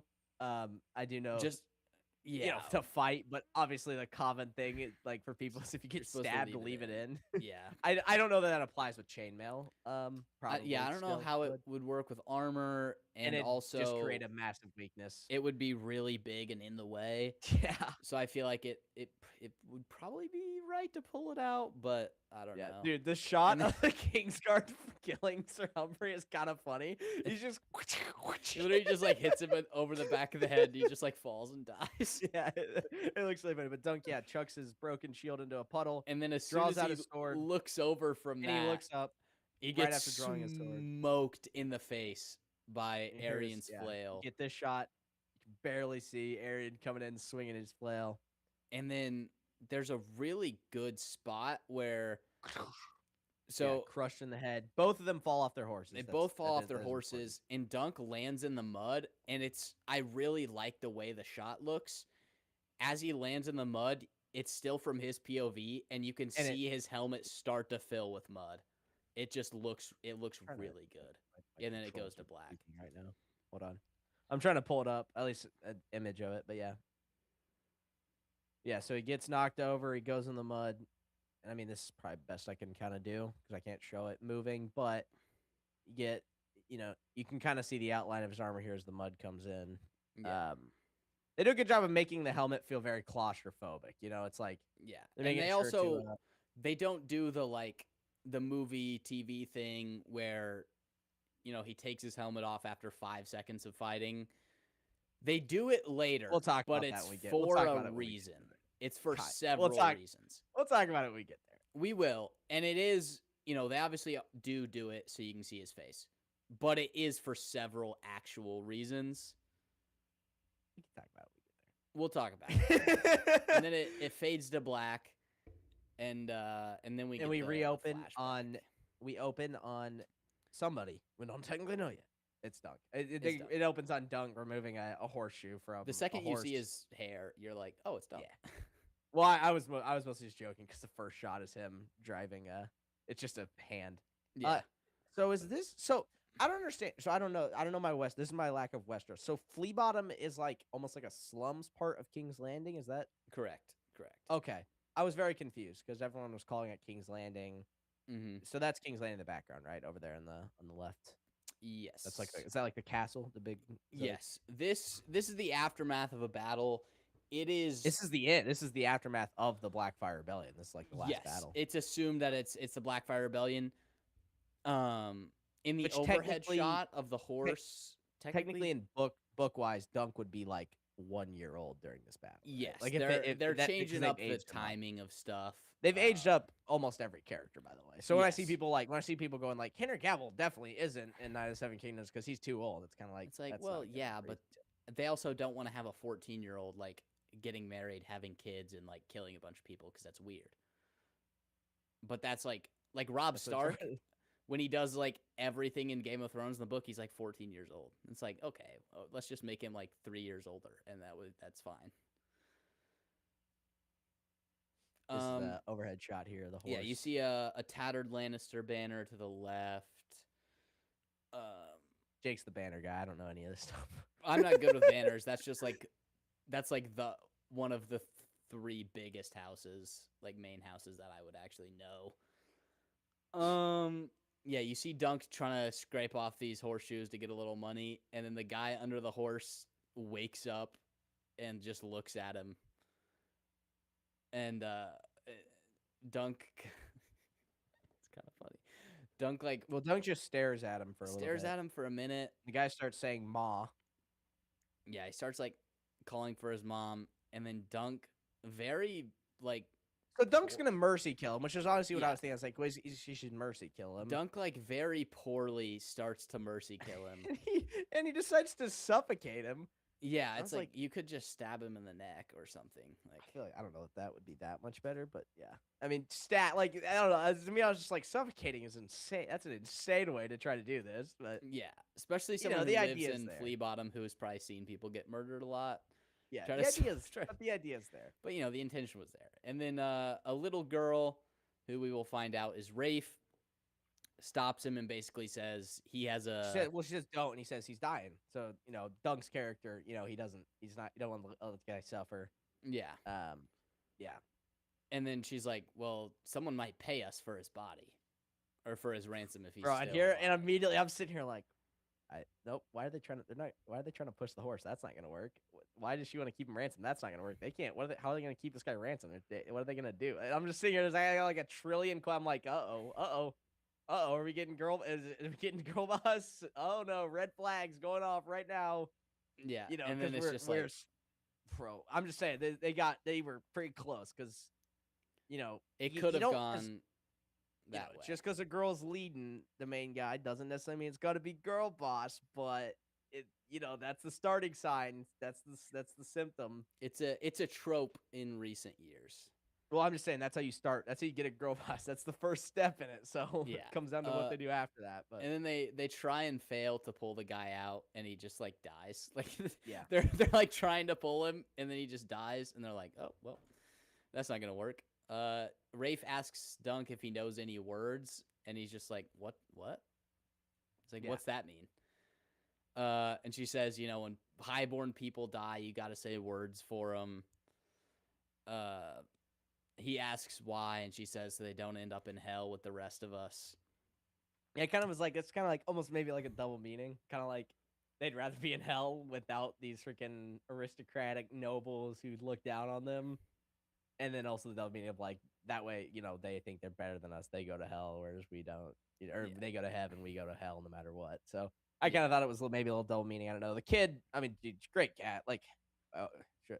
Oh, casting director's good. It's like Yeah, this casting can't really director is like, say it. Can't say it enough every episode. But this kid, I mean, this looks like a young Peter Claffey, or the young Dunk more, because Peter Claffey doesn't look a whole lot like Dunk right now with this with the kind of with the look he's got. yeah. But He looks like Peter Claffey as Dunk, not like long it looks hair. like a young. It looks like a young.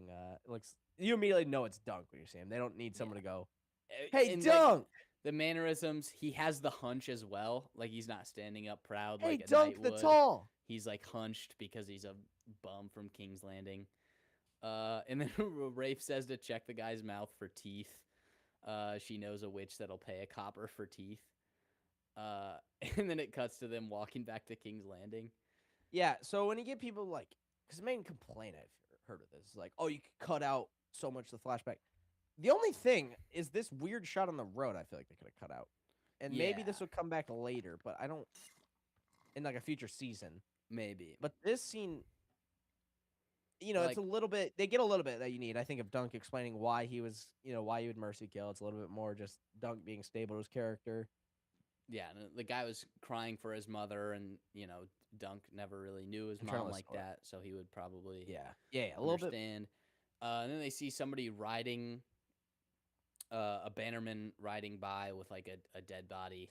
And I will say like that. So that then Rafe responds like, "What's she gonna do? Lift the horse off his legs?" It's kind of showing the difference in their worldviews. Dunk is she's very more cynical, and I mean, and this is again red flag girl Bosco. I'm like, so she cannot be the main influence in Dunk's life. Like it something's not. It won't track. Like she can't.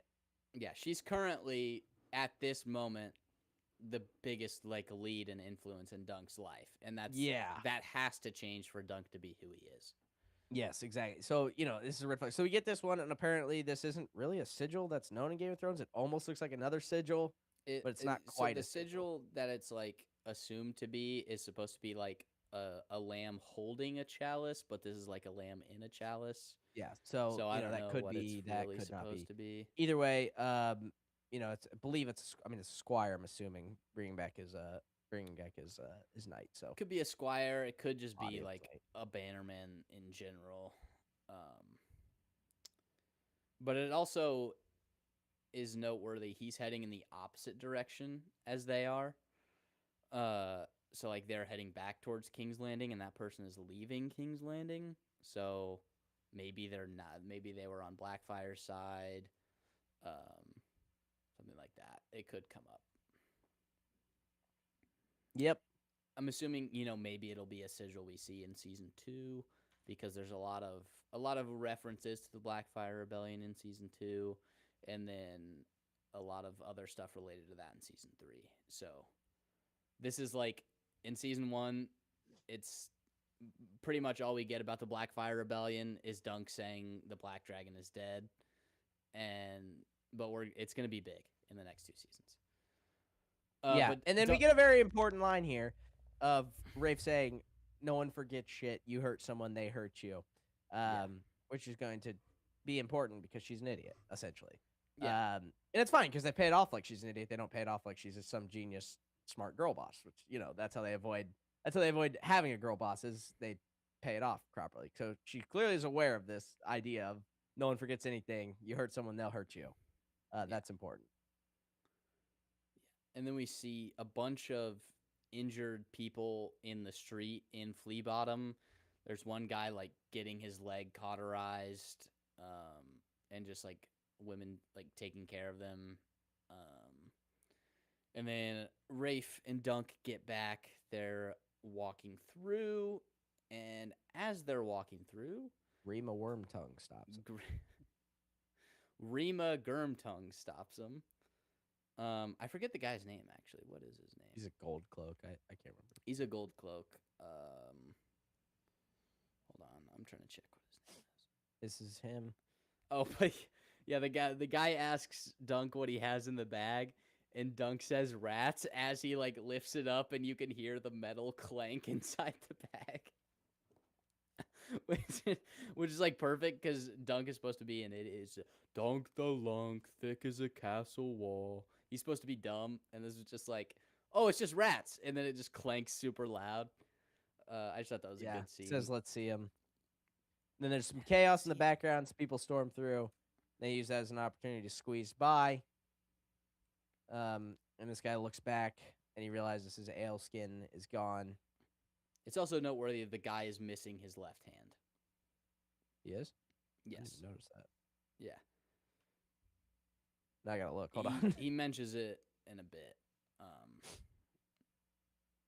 Yeah. Either way. Actually, yep. Yeah, he's missing his left hand.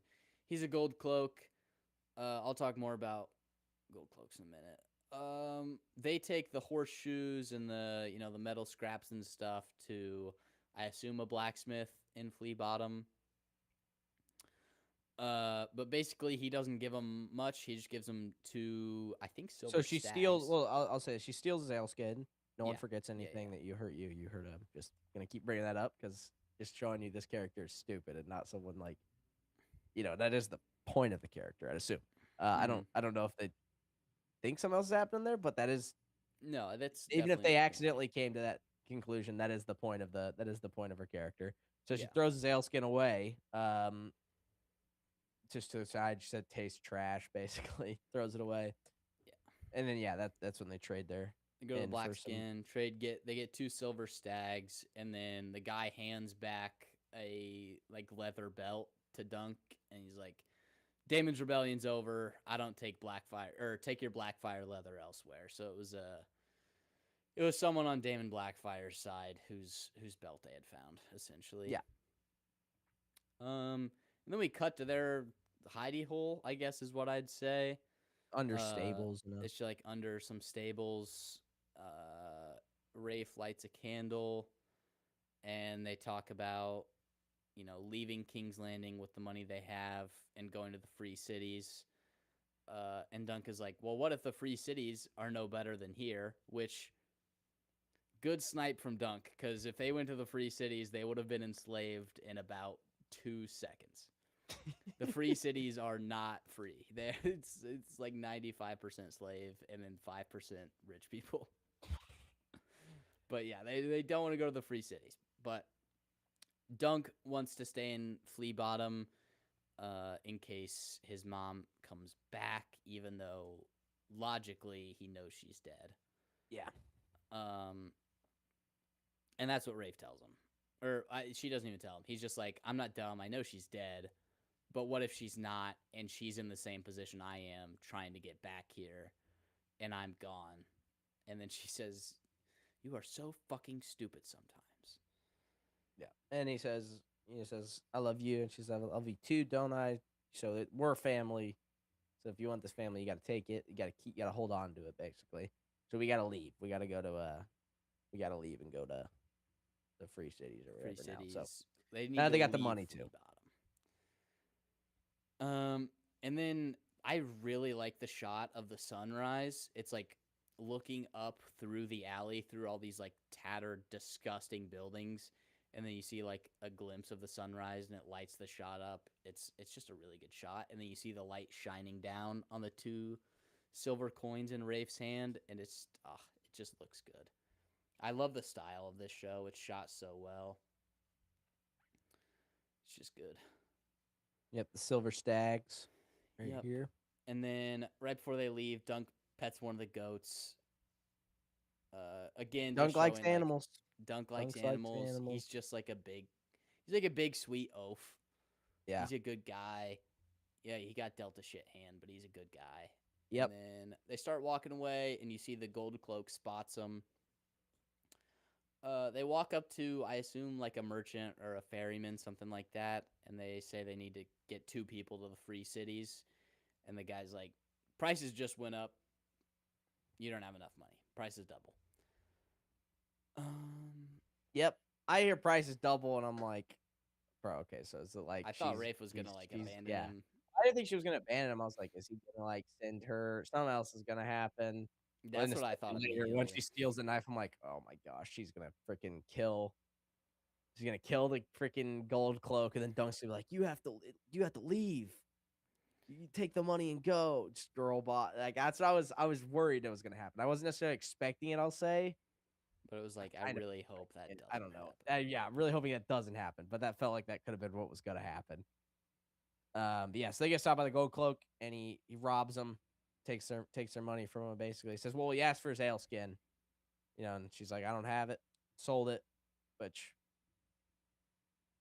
like, why would you say you sold it? I don't know that. Because then he's just gonna think you have money. Exactly. Just be like, I threw it away. Your ale was piss. But yeah. Whatever. He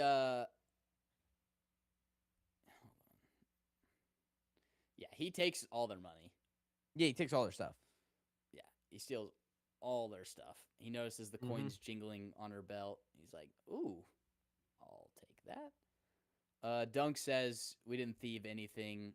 We earned that." And he says, "Stealing from dead bodies is still stealing." And then Dunk says, "What's stealing from us?" And he says, "That's life." That's life. That's the life. Yeah, so they walk away, and this guy does a little bit of flirty wordy. Yeah, he gets a little pervy. Yep. But in very non-Night of the Seven King or non-Song of Ice and Fire Westeros fashion, he doesn't just rape her. Yep, and she pulls the knife from his belt as she bumps into him. She's got this serious look on her face, dude. Once this happened is where my freaking internal warning system was like, uh-oh. Yeah, she had the little smirk on her face. I was scared. He notices his knife is missing. He turns around. He grabs her, pulls the knife out of her belt, and just slits her throat. It's like, it was immediate. Again, this is a very stupid decision. She actively says, People remember. People remember. No one forgets anything. There's this guy who we are now trapped in a city with. We don't have money to leave anymore.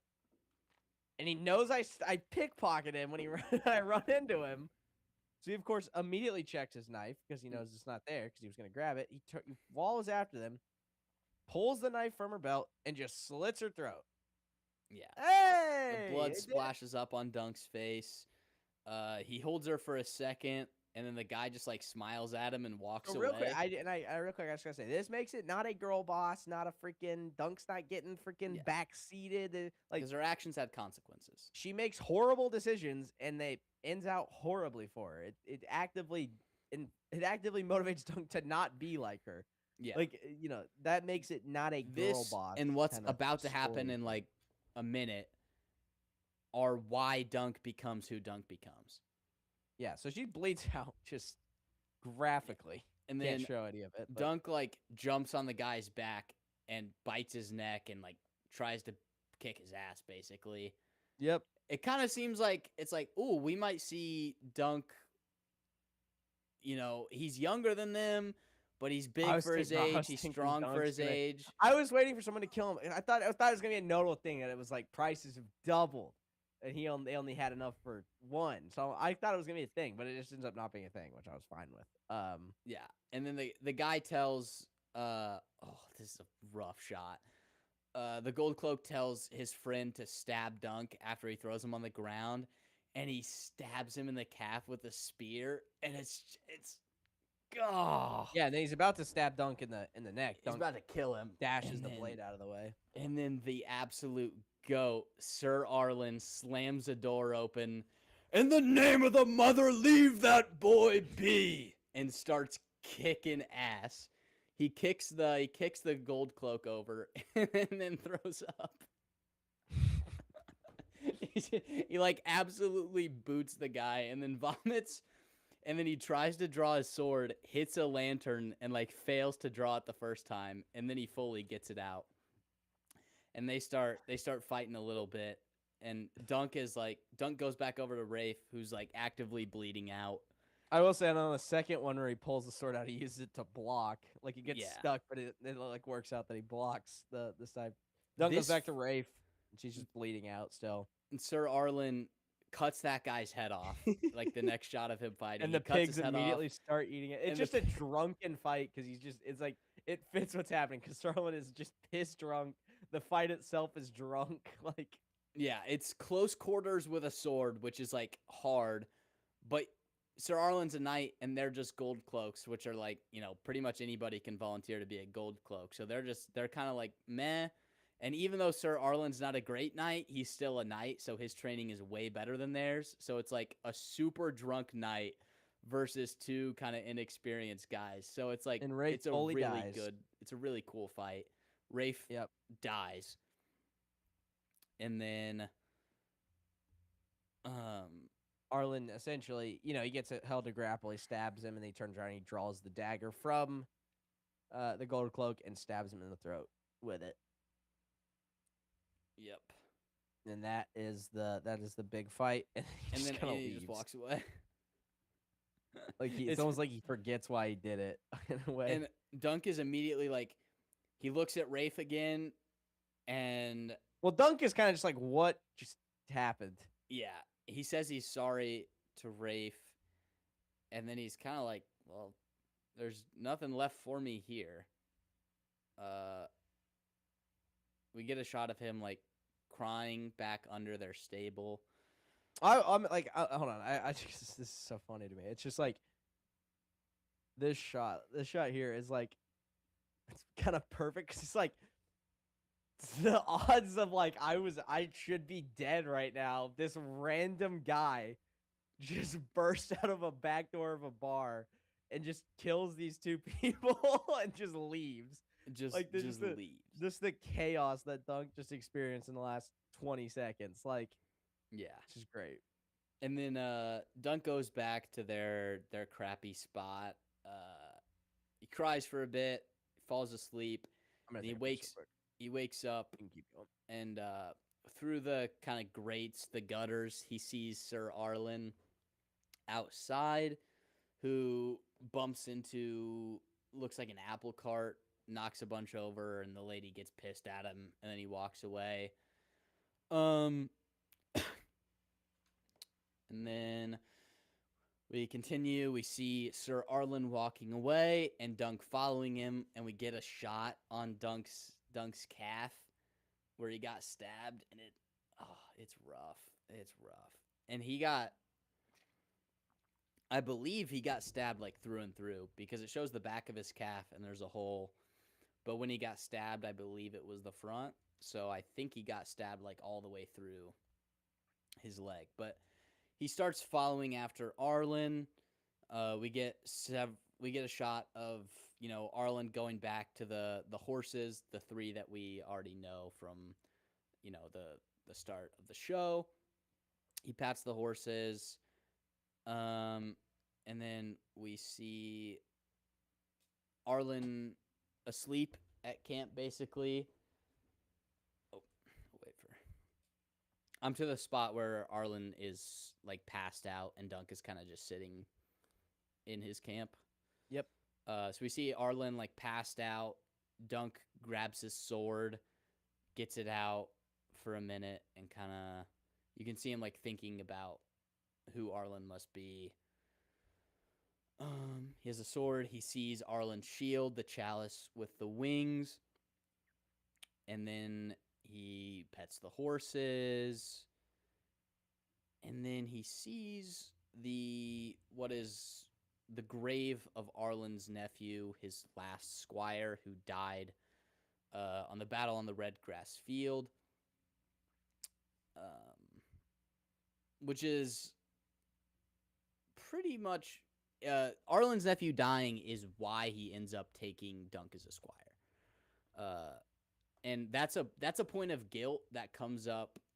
It gets mentioned more in the second and third book. Because Dunk doesn't feel like he deserves anything he has. And he's like, if Arlen's nephew had lived, he wouldn't, like, I wouldn't even be here.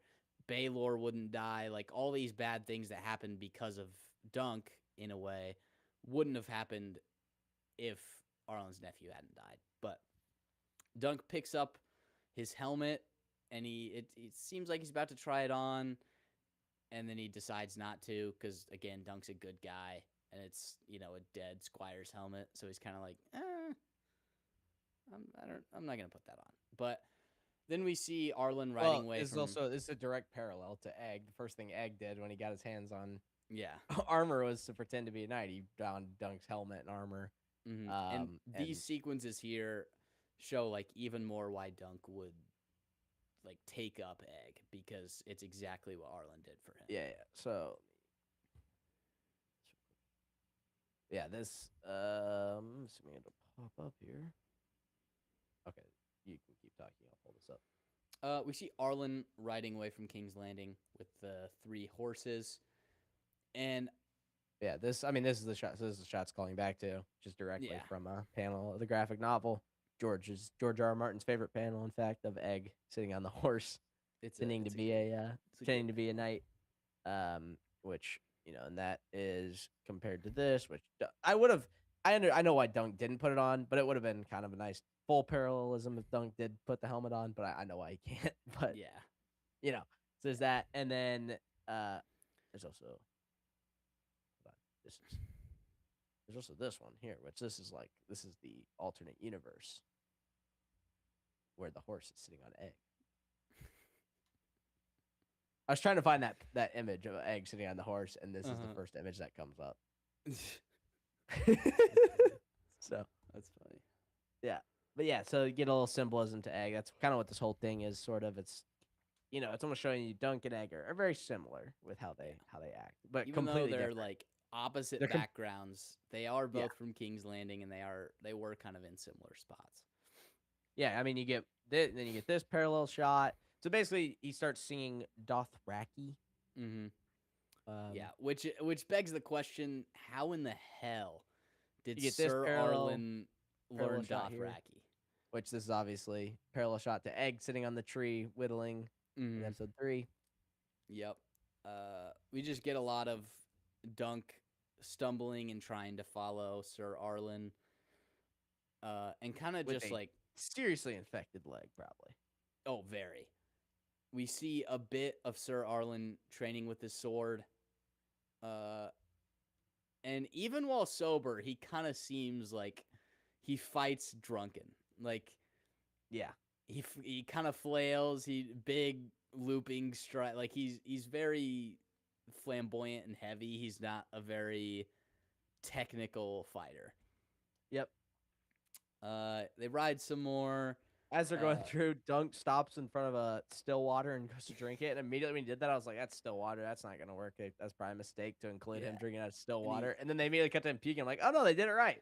Yeah, he has like he For those drinks. of you who don't know, you're not supposed to drink still standing water. Yeah, he drinks like a little bit, and he's like, "Oh yeah, this water's okay." And then he chugs a bunch, and then it immediately cuts to him vomiting. Yeah, and this is also the whole thing is essentially parallel to Egg as well. Egg followed Dunk to Ashford to squire him. Dunk is Yeah. following Arlen because really doesn't know what else to do. To be honest, is more the difference there. Yeah. He wants to escape where he's from. Egg wants to escape where he's from, so he follows behind this knight who he sees who is different from anyone he's ever met.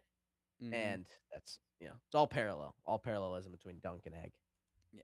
And then we get one more shot of Arlen singing in Dothraki, super, super drunk, and then he just like falls over, and it cuts to him in the morning, and he wakes Stabbed up, himself. and he like stabbed himself in the side.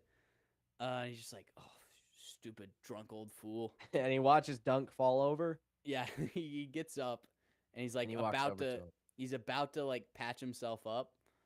And then he sees Dunk, and it's like, oh, he could do it. Yeah, so he walks over to him, tells him to get up, and then we cut back to our fight. Get up. And Dunk, oh, it's like in Creed 1, but it's better. No, that's not till later, the Creed scene. Well, I mean, he does the full Creed Yeah, he Creed does do the pose and full does Creed. that's all later. That's later. This Yeah. is so yeah, Dunk wakes up and his eye is very His- swollen. his left eye is destroyed, and it's gonna get hit some more in a minute. But yeah, we get another POV shot, and you just see this. Yep, you see the sky, and then you just see a flail flying in, and he dodges it barely. And Which then, I'll just say, he's lucky that Arian wanted the aura farming flail and not a whatever the weapon is. I mean, it's a mace if it would be not have the chain. yeah, Because if he had a mace, he could just try and execute Dunk right here because he'd smash it down before Dunk could dodge out of the way. yeah. So he misses with that swing, and then Dunk pops up. He He hit him. He hit him. Oh yeah, he hit him there, and then Dunk pops up. He gets hit by another swing from Arian, and then he turns, and a rider on a horse swings by and hits him with a mace. It should be Maekar, but he gets smoked in the face by Maekar riding by. Gets knocked over again, and then we see, I believe it's Baelor knocking Maekar off his horse. I can look through here in a second. I'm trying to go through slow, but it's kind of hard. I can. Let me handle the slow. I can handle the slow. I can, because Yeah, he gets Dunk gets here's laid Maekar. out by Maekar. Here's Dunk after Maekar knocks him out. Yes. Yeah, he just woof. And then it might actually be. It's So visibly you're wondering who Targaryen. knocks Maekar. You're wondering who knocks Maekar off his horse. Well, no, I know it's Baelor. I can't tell if he's knocking off Maekar. I'm fairly certain he is. I have like yeah, but I mean, it's not. I don't think it's Darren. no, it's not. Yeah, no. So we see Baelor smoking Maekar with a lance and knocking him off his horse. Which I'm pretty sure Maekar was just going in for a punch onto a. Just like I'm watching this. It doesn't look like he has a mace. It looks like he's just winded up with the fist. Like he's gonna slam him with a punch after. Which I do like because it's like the majority of the time when Maekar and Baelor are fighting, they aren't going full tilt really because they don't really want to hurt each other. And you see the same in the background with Raymond does have and his Stefan. mace. You can just barely actually make out his mace falling behind him. Out of his hand. But immediately on the ear, you can kind of see it here coming off, which is further proof that they are not using a lance of war because he just uses it to drive him off of the horse. Yeah. His lance here. But you can kind of see that mace down there below, coming out of Baelor's elbow. It looks like. Mm-hmm. Yeah, and then we see Dunk standing back up, holding his side where he got hit by the lance. He gets hit a couple more times by Arian's sword. Everyone's kind of cheering. Or not Egg the sword, is sorry. very He's concerned. I think his flail broke, and he's just. It looks like he's just whipping him with the chain. Yeah. And then he misses one, and Dunk like pulls him over. I thought it was gonna end right here. I thought this is where we were gonna. I mean, get the book ending. it's super quick, right? Yeah, the book. It's like none of what just happened happened. and it was like this. It would just be Dunk getting knocked off, probably Dunk getting hit a couple times by him, and then this.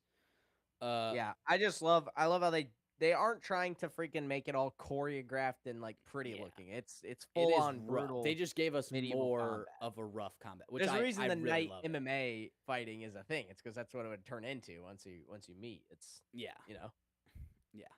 But So yeah, Dunk they're starts to grappling, climb on top of him and gets punched in the face with which can I just Arian's say, shield. I know I get Aaron fell off his horse. There wasn't really much he could do, but Aaron, I don't know why Arian would go engage Dunk on. You know, I know he has the weapon and he thinks Dunk is hurt and he knows he stabbed him.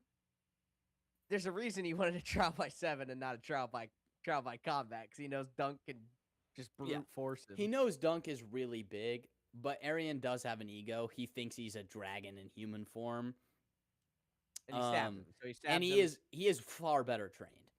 And the stab doesn't go all the way through because his ass chainmail, which is good. Yeah, Dunk rolls on top of him. Arian stabs him a couple times with his dagger. Yep. But before that, Dunk like slams him against the ground a couple times, gets him pretty decent, and almost gets his shield off, and then gets stabbed. They're both just out of breath, times. just exhausted. Arian goes to stab him. Dunk catches the knife like in his hand. I thought he just grabbed it at first, but it like stabbed through his palm. Which is like a technique. If you're fighting someone who has a knife, that's what you're supposed to do, is take it in one of your hands so you can get it away from them without them killing you. So that is like the best way to fight someone that has a knife. It's not like, you know, what you see in a movie where they duck and stuff. I can't tell who this is, but maybe it's Raymond? It's Raymond. It's Raymond. Yeah, Raymond comes in, hits Arian, and you get Aragorn. I about called him Aragorn. When Arian drives the knife through Dunk's palm, you get a quick egg reaction, which is exactly how everyone watching was reacting, just like, oh, because he's getting stabbed through the hand. And then Raymond, like, smokes Arian in the side, little drive-by. Knocks him off. And then immediately also gets hit by Stefan, who's riding at him, but keeps his horse. Okay. I guess, okay. So I know that they probably should keep their horses. If the whole point of trial by 7 is the guilty party or the accuser, whoever dies is essentially guilty, would the strategy not just be all 7 of you exclusively should go after? The thing is, though, so if you all go after them, then you're gonna get killed from behind. Like, is it gonna matter? I mean, is it gonna matter though if initial pass? They've already killed 2 at this point. The initial pass, they killed 2, so it's what Raymond, Lionel, Robin Reisling. Yeah, Robin Reisling, Baylor, and Lionel. So yeah, you know, so I guess Darren is assumingly on the ground somewhere. But I will say their strategy was, Baylor said, you know, their strategy was use the turning lances to knock them all off their horses, and then it would basically be cavalry versus foot soldiers, where foot soldiers have like cavalry demolishes like just people standing. So if all 7 of them can keep their horses and they can knock a bunch of them off their horses, they're going to have a massive advantage. By the way, really cool. Which was Baylor's really cool plan. Little note here. Stefan approaches Raymond, and instead of stabbing him with the lance, he clotheslines him with it. Yeah. Actively, I'm assuming that's what's happening. It looks like it was an intentional clothesline. Actively avoiding, actually, killing him, which... God, I was watching the shot where Dunk pulls the knife out of his hand. Oh. Yeah. So... we see Dunk, like, pulling the dagger out of his hand and then rolling over. Arian picks his sword up and starts walking towards Dunk. Dunk gets hit by somebody riding by him and gets knocked over again. Let me look at this. It was somebody in yellow. So he pulls the sword. I think it was Stefan. Because it was somebody with gold armor. He'd be the only. I mean, it's Arian, Maekar, Darren, 3 Kingsguard, and Stefan. So it has to be Stefan if it's not a Kingsguard. Yeah. Although Kingsguard armor does look a little yellow if it is. It was Stefan. I just watched. But based off the pathing, it would have to probably be Stefan. He's driving by. And then Arian is like behind Dunk and stabs him in the back and knocks him over. Right in the oblique muscle. Yeah. Again, grabs the doesn't sword doesn't really pierce his chainmail, but it knocks him over, and then Dunk and a gets his poke sword. him. Yeah. Yeah, Dunk stands up, grabs his sword, hits Arian with the sick little arm grab. Yeah, traps his arm, I punches him. love just seeing Arian actually use his shield. Like they're I 'cause love feel like that's something that seeing always people gets use a left. shield as a weapon. Yeah, they're using it, because other than Captain America, it's like everyone else is always like it's It's like, exclusively used block. defensively. It's like no, it's like no one having ever brass knuckles. You can like cave someone's head in. exactly. It's just I just really like how it's obviously very choreographed, but it's very not choreographed when you're watching it. It feels Yeah. natural. It's like his arm's trapped, so he's gonna hit him with what he has, his shield. Yep. He swings with his other hand immediately. He's not waiting Yeah. around. He's not waiting. This is my cue to swing. Yeah. Dunk It's just in the nick of time gets his sword up to block, and he uses then to trap the n- arm.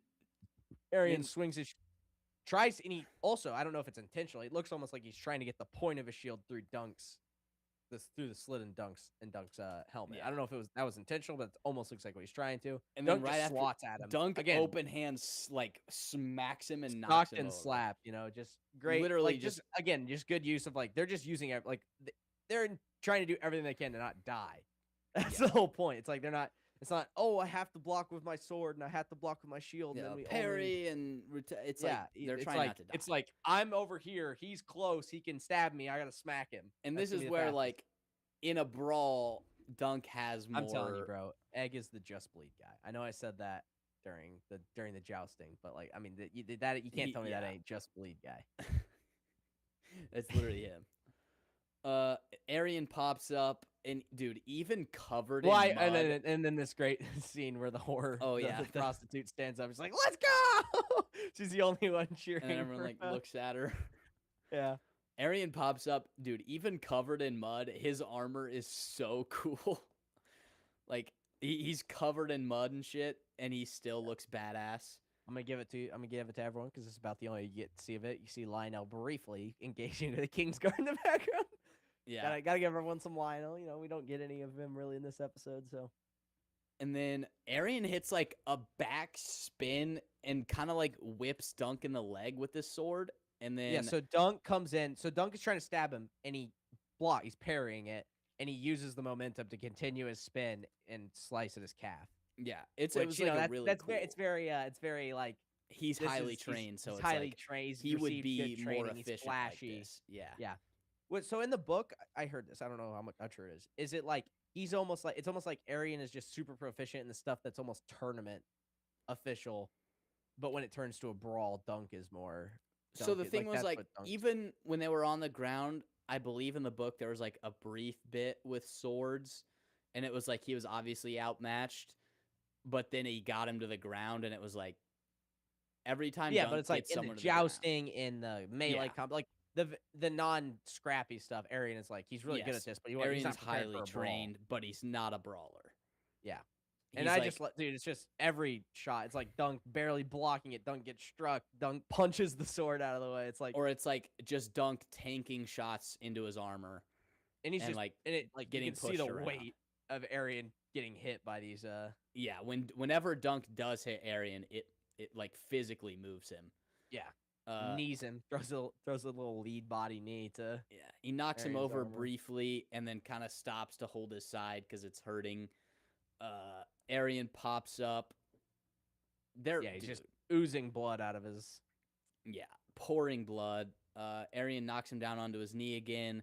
Gets a couple more stabs. Most of them are basically just like hard punches.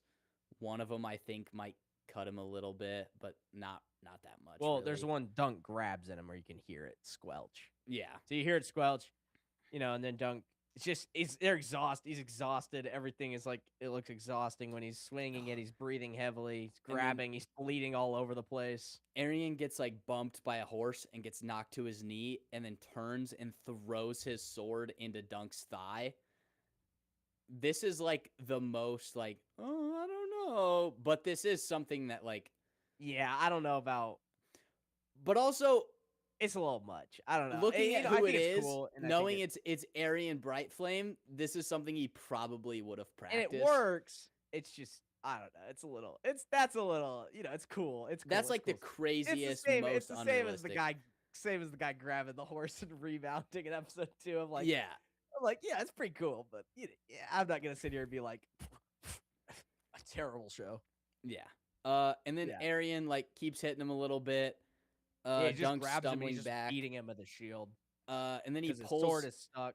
he pulls He his grabs his sword out sword, by the blade. and again, just the non-choreographed nature of it. It's like he's trying to grab it, he misses it, and then he just and he finally grabs it strongly and just draws it out, And then and he stabs at him with the hilt. with the hilt, he's like trying to gouge Dunk's already swollen eye out with the hilt of his sword through Dunk's visor. You see, like, from Dunk's point of view, half his visor like fill with blood, and then he hits Arian and knocks him back over. And then this is where Dunk takes his helmet off. This is probably the best one I've ever seen, where like a character takes their helmet off in combat. Because like, look at this, he already couldn't see much, and then that shot's like he can't see, and at this point he's exhausted. In a helmet like that, he can't breathe. Yeah, So it's I like, just still feel like it's too risky. Like now, a Kingsguard member is using a lance of war, just ride by, shoot, and stab him in the back of the brain stem. Like, yeah, I don't know. I get like. I agree, but it's like he just can't it's a good see or excuse. breathe. It's a good excuse, but I don't. I still agree. I think, keep the helmet on. But Yeah. as far as like, And I do love Dunk blindly swinging after he takes his helmet off, like he can't yeah, see, he doesn't like know he where still Arian can't is. see yet. It helps sell that like he literally can't see anything, and that's why he like panickedly took his helmet off.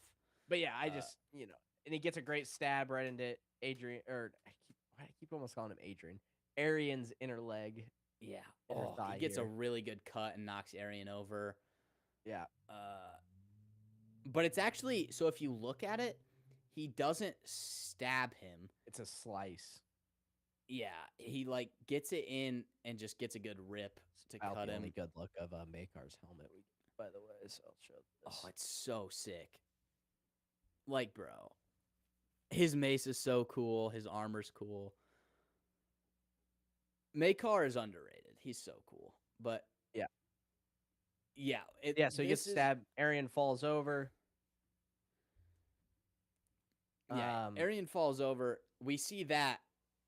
That was another thing that I thought was like good for Makar's character, is as soon as he saw Arian in trouble, he just like he probably was. So this is where Baylor's visor gets broken. It's not the it's not the fatal shot, but he crushes it into his skull, and you can kind of hear some metal breaking. Yeah, that's where he breaks his visor, and then Lionel rides up to Makar and he stabs his horse. Well, so it almost I'm trying to, and Lionel gets knocked off. Yeah, it's kind of like he trips on Humphrey Harding's dead body for a second, and then he realizes, I don't know if he's actually tripping or if he's just going for the mace, but I think he's just going for the mace. But it almost looks like he's tripping into the mace. Yeah, stabs Lionel's horse.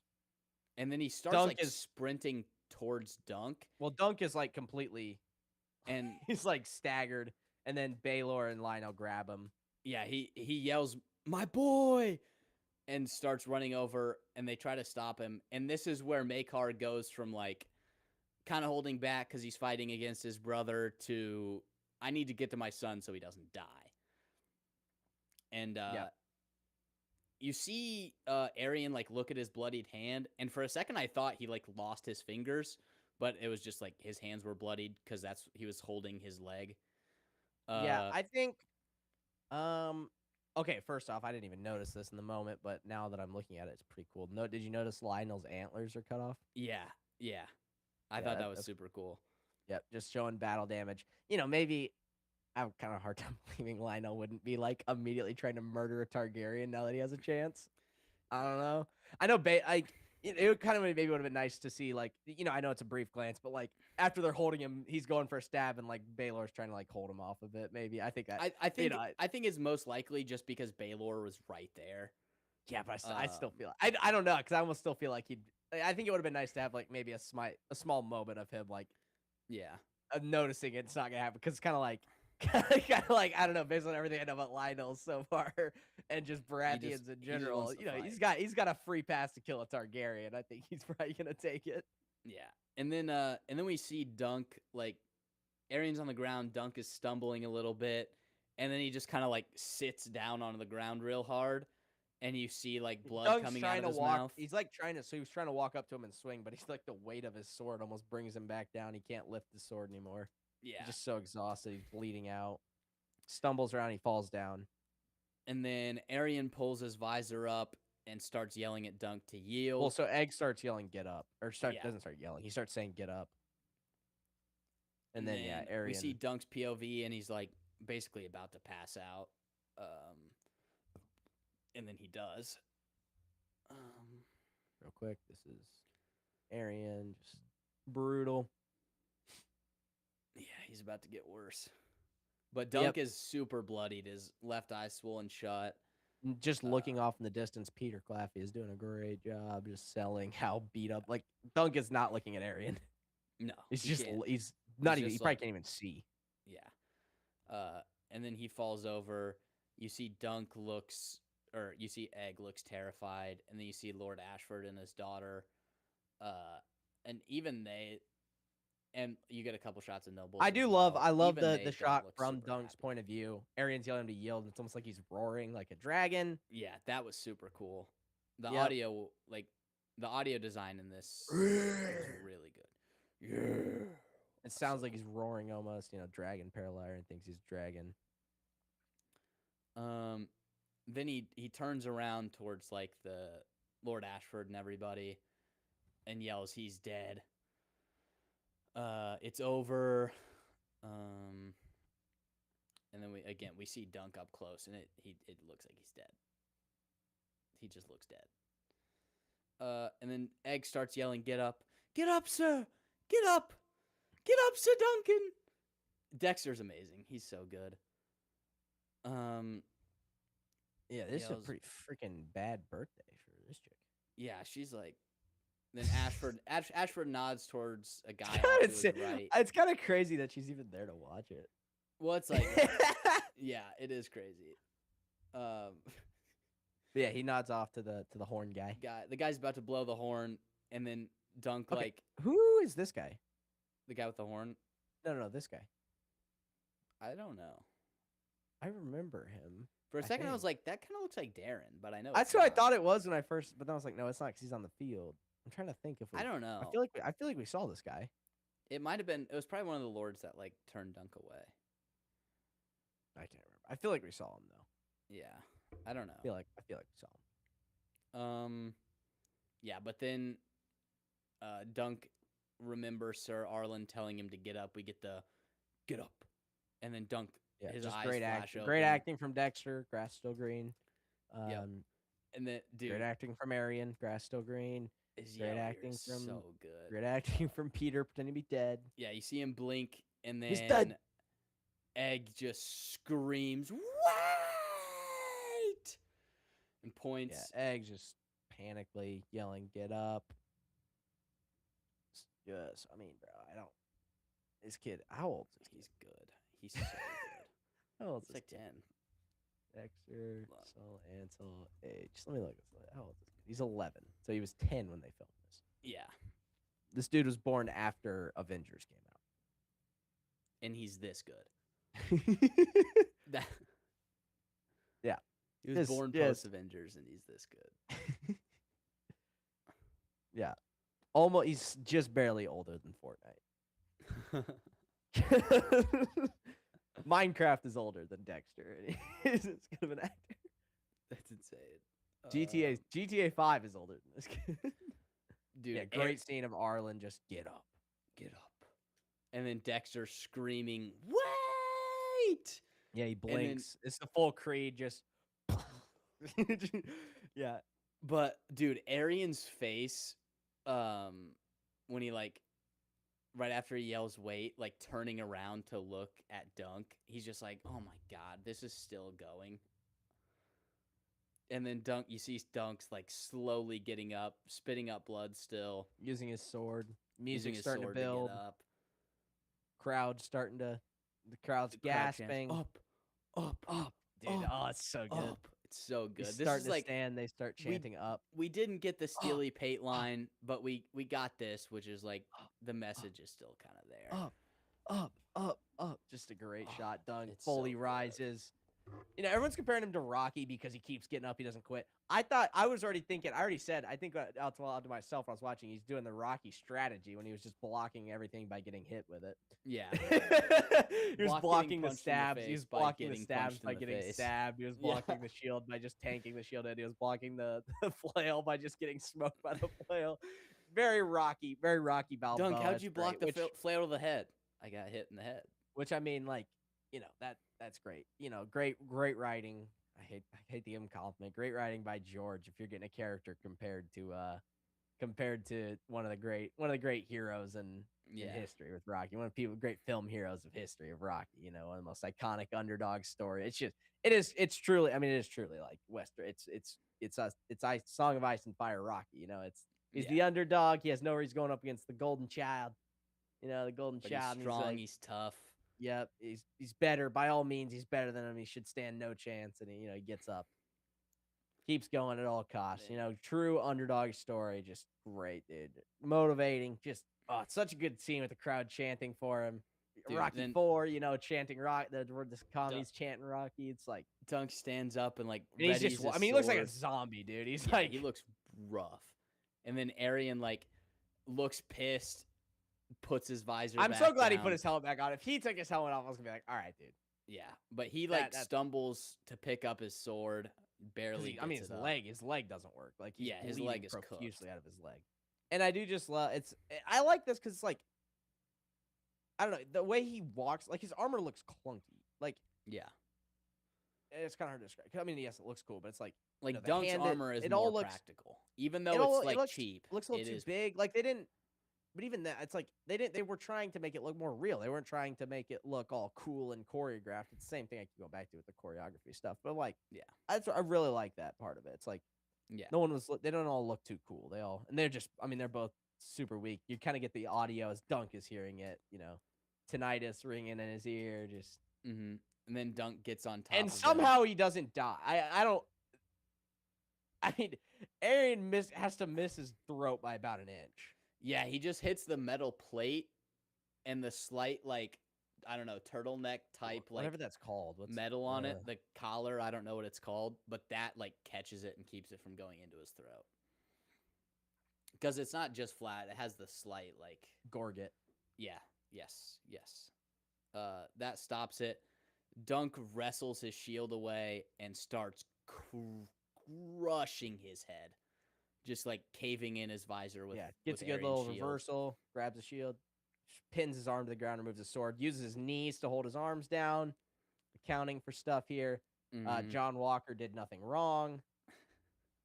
He starts breaking his visor, and then he just physically rips it off with his hands, and then starts pummeling him with his gauntlet hand. With his gauntlets, which just, dude, Arian's face is beat to hell.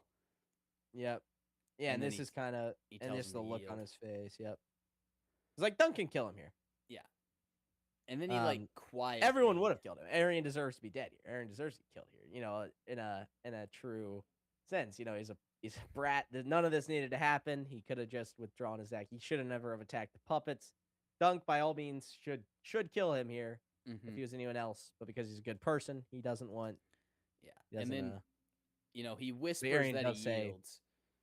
Yeah, he says but nobody hears it, and then Dunk looks around, and you get a really good moment where he sees Raymond and Stefan fighting, and you actually see Raymond tackle him, and it seems like he's actually holding his own, which I thought was pretty cool. Well, yeah, and I think remember we do get the that moment in early, I think episode 1 of them kind of fighting, and Raymond definitely can't hold his own for a long time, but enough that he can kind of train Stefan, Yeah, gets the tackle. He looks at that, and then he's just looking around, kind of taking in. And then he sees Makar fighting Lionel and Baylor. Yeah, which again, I know Makar get hit in the back from Baylor. I know it's from his point of view, but I would have loved to see this fight. I would have loved to see it, but Makar backhanded clubs Baylor with the mace, which is obviously the hit, knocks Baylor over, and then he and Lionel keep fighting. And then in the background, we still see Makar and Lionel fighting, and then we see somebody else to the right. I couldn't quite tell who it was. So You see who? After Dunk, like while Dunk is grabbing Arian's leg. Oh, it's so you see Baylor fighting Lionel, and then you see Stefan fighting Raymond right behind him. And then he starts dragging Arian towards the. So I actually think that this is.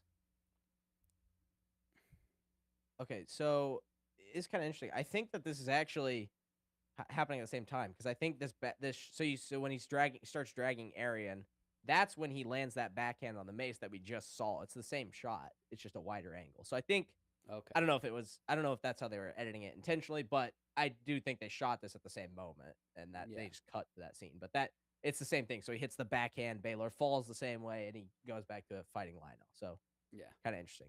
And then Dunk drags him by his feet over to the thing. And you do see Baylor actually get back up here. Yes. Show this angle here. See him off to the right of the screen there. Baylor getting back up. And Dunk dragging Arian.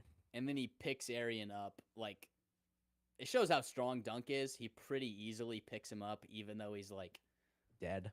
Literally a zombie. And yell, tell him.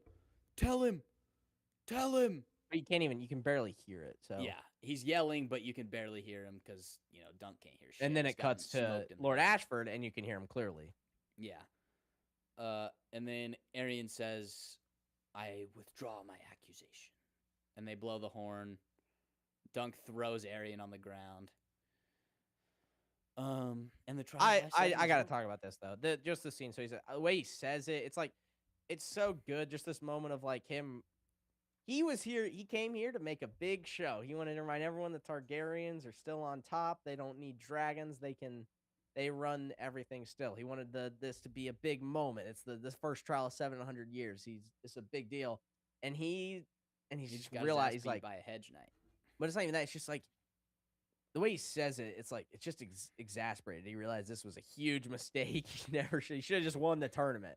He should have just done the tournament. He probably would have just smoked Dunk in a joust. It's like you didn't need to do this. And I know that this isn't the end of Arian's hubris. His story ends in a very crazy way. Yeah. At Summerhall. I think it's at Summerhall. I don't know if that's when it. Oh, it's not. No, it's not. It's a separate thing. It's just anyway, Arian being. We'll never see it. We'll never read about it. We'll never read about it. Won't be in a finished book. Might see it in this show, assuming it doesn't go bad once they get out of the book territory. True. And Ira Parker and George R. R. Martin's relationship will be abysmal by then. Yeah. And then we see Dunk start to collapse, and Steely Pate catches him, and then Steely Pate and Raymond Fossaway help him off the field. And then we see them trying to help him out, and then Egg also walks over there. Dunk, the first thing he asks, being the good guy he is who died, basically. And both Humphreys died in the first charge. You actually see the broken shield there off to the left. Great little shot here. I also like how the shield is like broken and like kind of the half, and the that's wood's kind broken, of yeah. And that's also kind of where like Dunk got stabbed. I think it's it had to be where Dunk got stabbed. No, I mean like the height wise, like that's kind of where Dunk got stabbed. Oh, that might be a reach. I mean, no, it's a reach. I just whatever. But the lance drove the rings in. Dunk said 1 minute I felt like I was drunk, the next like I'm dying. And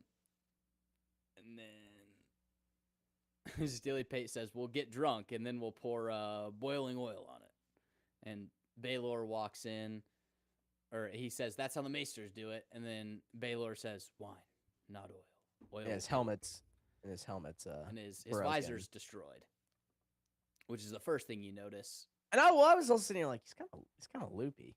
Yeah.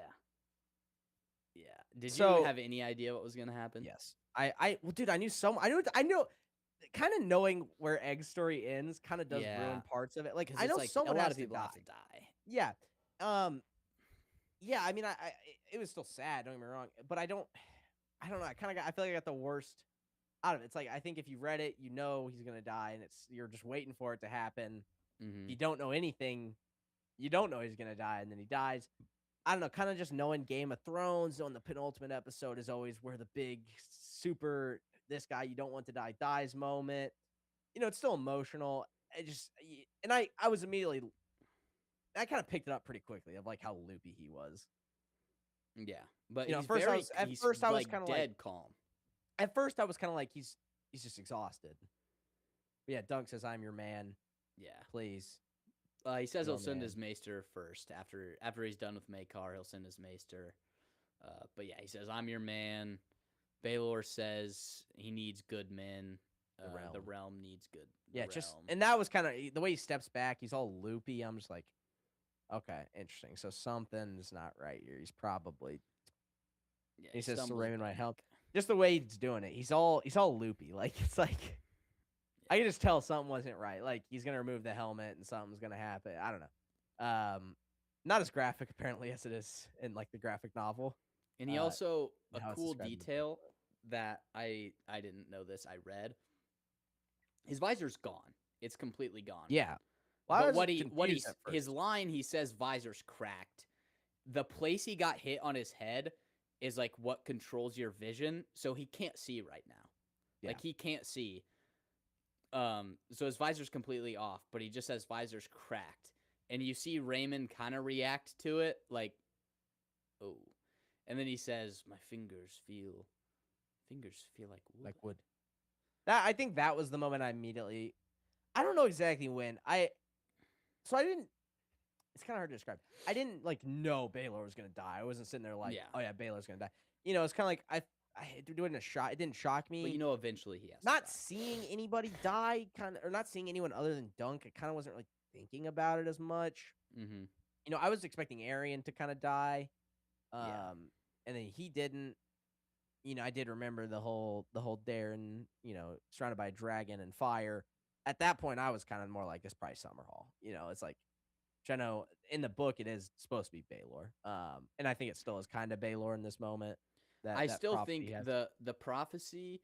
Because he doesn't mention fire in the book, right? He doesn't mention fire. But he just says a dragon falls onto you and you crawl out. Whereas even in the book, I don't think this is what the prophecy was about. But I think overall, like, this is kind of a fulfillment of the prophecy, but I don't think it's the fulfillment of the prophecy. Okay, and I think when it was written, it was Baelor, because I think Dunk died at Summerhall when it was written. I think now maybe Dunk doesn't die at Summerhall because that's what he told Dexter. Could be, yeah. Because George changed his mind because he's never gonna finish the book, so it doesn't matter.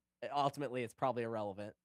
We're probably never gonna see that. I don't, I would love, if this show can survive all the way to somehow get to the 12th season or whatever, and it's at Summerhall, and somehow didn't get bad, then maybe we'll see it. But that would be great. But it's kind of like, I think when it was written, because he doesn't mention fire, right? That was an added detail for the show. In the book, he doesn't mention fire. So I think now they've kind of made it so that it could be Summerhall. Yeah, I think the movie's intention is to make it that it's Summerhall. Show, yeah. Whereas it was kind of ambiguous. Yes, my fingers feel like wood. And then, Steely Pate comes over and he's like, if I didn't know then, the back of his helmet's crushed into his gorget. So, okay, I do actually remember. So it was right when he, good evening, we got a Bobcat driver. He's back. The goat's back. I can't read it. It's covered by my light. What do you know what he said? Hold on, I'll pull up. 1 second. My light's covering it. I gotta pull it. Hope you're both keeping well. We are keeping well. Yes, sir. We are. How'd you feel about episode 5? I want to hear your thoughts since you're a bigger ball knower than I am. Yeah. So let me. This was I sent this to Jake right after, but this is I could tell he was gonna die. It was basically right after he stood up and he kind of asked Raymond to remove his helmet, and he was all loopy. I'm like, okay, he's definitely dead. And he leans over he says, he says the back of his helmet's crushed. Same energy. He says the back of his helmet's crushed. And he says, my brother's mace, most like. And then he leans over to Raymond and he's like, he's strong.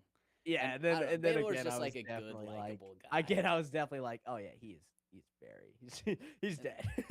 He is so loopy. And then Steely Pate pulls his helmet off, and you hear the the squelch. And then you see Baelor and then Raymond and Steely Pate's facial expressions are perfect because they see the back of his head. And Raymond, he doesn't really love Targaryens, but you can tell he loves Baelor. And then Baelor, grabs the back of his head, looks at his hand, turns around, and oh you just Dude, see okay. his brain. So apparently in the graphic novel, right? Like I think just the skull and the brain matter falls out in the middle of the crowd, basically. Yeah, Or is this in the more in the private? book So, it is in private, but the graphic novel it's like public. yeah, But in so the graphic novel it is also in private. It's in like a medical tent.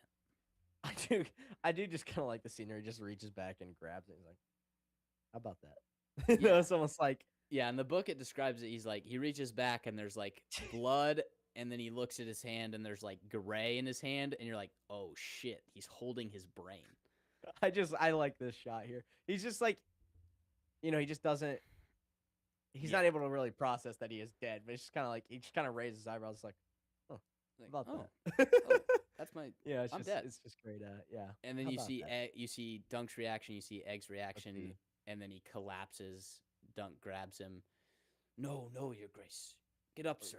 And you see, Thoroughly enjoyed the episode. The choreography for the Trial of Seven was perfect, so visceral. But surprisingly, the highlight for me was the flashback, which just wasn't in the book at all. Hey, you like the hey, flashback? ball knower. That's I Yeah. feel like been a rare take from a lot of people. I liked a lot of the characters on the flashback. I don't know that I loved the. I guess we're almost done. We can wrap up and then give our full thoughts on the episode. But yeah, we, so we can he finish falls this scene over, real quick. and he Egg sees the brain as well. You Just get sort of like a crushed in. callback to just a minute ago with Get Egg up, telling Dunk to he's get saying up. get up. He's trying to he's telling him to get up, and he's just dead. Yeah. And then he says, I'm sorry. He starts crying, and then that's the end of the episode. Yep. It's also I'm sorry. That's what he said to Rafe when Rafe was bleeding out. Yeah. This is the acting from Peter in this scene is good, because they lingered on his face a lot longer than they needed to, and it was good. Yep. Yeah. Brutal. That was good. It was a good episode, Brutal man. That was a ending. good episode. Yeah, I know a lot of people probably got caught off guard by it. Book. Yeah. I mean, how are you feeling about going in knowing that he's gonna die? Well, so my thought was either it was going to be the end of this episode and it would be the last thing, or going into it, I was expecting like book combat with a bunch of flashbacks during the fight, like back and forth. So I was thinking it was going to end with Dunk passing out at the end of the fight, and that was going to be the end of the episode. And then the next episode, he would like wake up in the tent, like in the book, and we would basically get that scene. Dude, that's the funniest picture ever. Yeah, but if he was a Foss away, Yeah. Okay. When did? So, but I was thinking, I kind of thought it would be next episode, but I was but looking even at the still, time. still, it's coming. So I knew it someone's was gotta die. coming, bro. So, But they did it so well. I was really happy with it. It still got me. It still made this me guy sad. You were happy that Baylor died. It's kind of weird. No, I'm happy with how You anti Baylor? Okay. Nah, Huh, Baylor should interesting. go. I was happy with how they Interesting. did it. They did it very well. Yeah. But yeah. So I mean, episode as a whole. Yeah. I think good. so. I didn't dislike the flashback. It could have been a I little don't tighter. love the Rafe part of the flashback. I really don't think there's much they can cut out. I don't dislike it. But it's kind of like. But the Arlen stuff is great. I love that. It's part of the really good. flashback overall. But And yeah, it's I like think the there's Rafe stuff, even though it might not be my It's important. favorite, It's it not my serves a favorite, but purpose. it's important. It's And to it, show like this is who Rafe is, who he's currently following, and then this is what that life and that outlook gets you. It's having your throat open in flea bottom. as well as for why he's so fast to jump in and stop Arian from hurting Tansel and the puppets and all that. Mhm. That's part of it. And You how know, much it's he not- idolizes Arlen, because it's like no one would have helped him his whole life. Exactly. And including his parents. Like, no one helped him his entire life, and then some random drunk stranger just saved his life and killed two guys for him.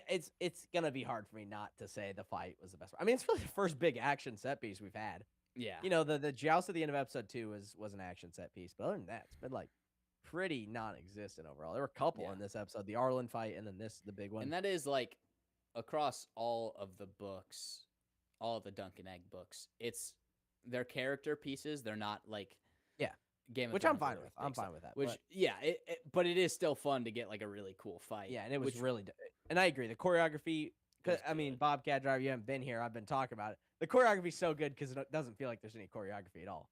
It feels like it's just a fight. So I agree with that fully. Mhm. Yeah, dude. I would love. I could sit here and say I wanted to see the rest of the fight. But that's more of just I wish they had done that, but I also fully understand why they didn't do that. It's a show Yeah. about Dunk and Egg. It's we had the Yeah. one episode from Egg's point of view. I would The have rest of loved to it's all see been from Lionel Dunk. fight, because Laughing Storm's awesome, but like, it wouldn't Which, serve the story. if they keep going, we'll get to see some of that eventually. Yeah, you know? we'll get to see that could be Dunk in cool, some but- white Kingsguard armor. Yeah, Daniel Ing's got to get real big by then. If they want me to should have believe to that. If rip they want me to believe steroids. that that's not that's not just ending one way, but yeah, yeah, I'm a little. It is the only thing I would say is that I don't like it more than the last episode, which I don't know that's not like a massive critique, but I do like last episode a little bit more. But I think that's also because I'm a little more. I really like good character stuff, and Yeah, and, last yeah, episode had a lot of more really good character work. character stuff. Yeah, character work is like, it's what gets me. I don't know that it's not necessarily had more character work because this episode had a lot of character work. Yes, it's more but maybe it more had, like, the character big moments. There's moments. better. I mean, there's a full 10-minute stretch in this episode. There's no dialogue at all. Yeah, Basically, House of the Dragon season 3 teaser trailer tomorrow. Bobcat Driver. Yes. I will see if I ever get there, dude. I don't know. I haven't seen any of he's any got of to it, he's got to hit Game of Thrones first. and I don't know. Which I is- want to. Yeah, but, I keep almost getting sucked back into a rewatch because I'm getting like I'm getting clips from early when it's really good. I'm getting a bunch of like Ned Stark dialogue scenes and Also, like check it out, Tyrion get that. dialogue. I did get this, so there's that. I have Hedge Knight coming soon, but it's not here yet, so can't Yeah. read it until I can't read it until I won't be able to read it until after the show's done. But yeah, for the sake of all the Dude, all I the- want to buy Dunk's shield. for the sake of all the massive Game of Thrones fans out there, I do hope House of the Dragon season 3 is good. Second to last season. It'd be nice if they could have one show that ends really well. That would be awesome. Yeah, I really don't- hope we dude. I could. feel like I'm gonna get. I feel like I like this show too much. It's inevitable. I'm gonna watch Game of Thrones. Whether I watch all of Game of Thrones will be its own thing, and whether I watch House of the Dragon after that's its own other thing. Mhm. But yeah, I don't know, dude. It's so hard for me to want to when I know it how it is. Like I know that the ending is just the worst thing ever. Mhm. So And House of the Dragon season 2 has a lot of problems. Season 1 had a lot of really incredible character moments. Like the best moment from House of the Dragon is an old guy walking across a room. isn't it like 25 pages? Yeah, it's like 25 also I have a pages lot is of respect for them making House of the Dragon and like how hard it is to write that dialogue because it's like making a show out of a couple pages of a history book. Like you can take the events and it's like, yes, we know these events happened in lore, but they have to make the characters and they have to do all that stuff. But the quality decline is pretty gnarly from season 1 to 2. Well, the showrunner's relationship with George R. R. Martin's abysmal. Yeah. Which is like, it's like, oh, I George can't is wait- George I is can't super wait till helpful. George- He's helping I right. can't wait till George is gonna talk about Dexter, and he's like, my relationship with Dexter is abysmal. Now that he's Dexter is spoiling Hitler. all this summer, all of Summerall. Dexter's my, evil. my relationship with Dexter is abysmal. I don't want this kid as egg. This kid sucks. He's not even a good actor. His nonverbal acting sucks. It's like, He's not even old enough to be at a feast or orgy. okay. Age him up so we can be at an orgy feast. Yeah. But yeah, I mean, we'll see. I don't know. So the last episode's going to be much more roundup, I guess, and from then I Mhm. guess we'll take a look at where it all goes. I'm not really, obviously we got to deal with the fallout. Dude. Yeah, the Ashford chick whose birthday it is. Great birthday when it ends in a funeral for the hand of the king. That's Yeah, just, it's like,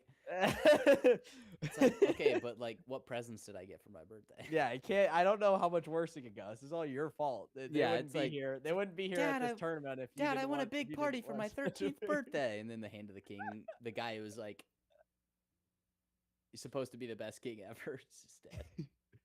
Yeah, I mean, it changed the history of Westeros, It did. Maybe. Well, Maybe, he might have just died later. but it's just it's too I good. love that picture so much. It's so too funny. good. It's literally the It's just- same. It's just because he's doing the hand pose. It's too good. It's That's why I love exactly it the so same much. pose. It's perfect. It's like they're looking at each other and they're both really mad.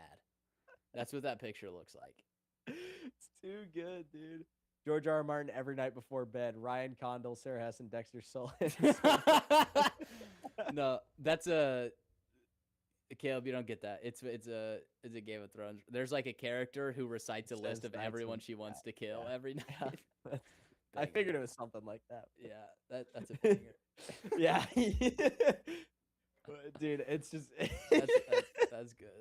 I just love the idea that he doesn't want Dexter to say that, assuming he actually told him that Dunk survived Summerall. It's like, why would you tell the 10-year-old kid this big thing?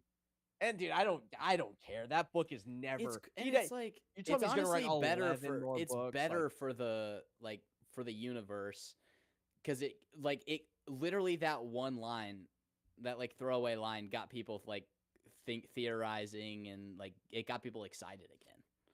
And it was people it was a throwaway line. People have been. They're still.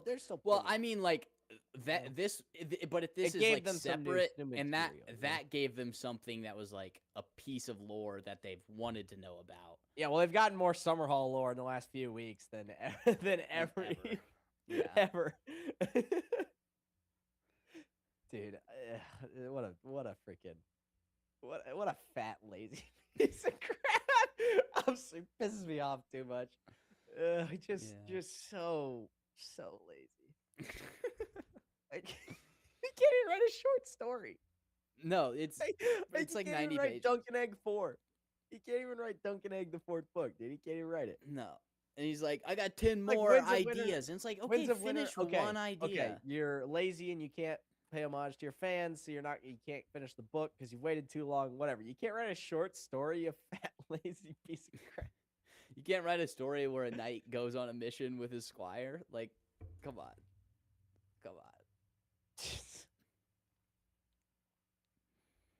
Yeah, dude. One more week. One more. And then it's on to Daredevil Born Again. That's probably the next show we'll be going episode by episode on. It probably will. Yeah, it will be. That's unfortunate. That's upsetting. That's very upsetting. Dude, I love this show. It's really good. And also, you said the best scene in House of Dragons is an old man walking across the room. That is the same as Mobland. The best scene in Mobland is an old guy walking across the room.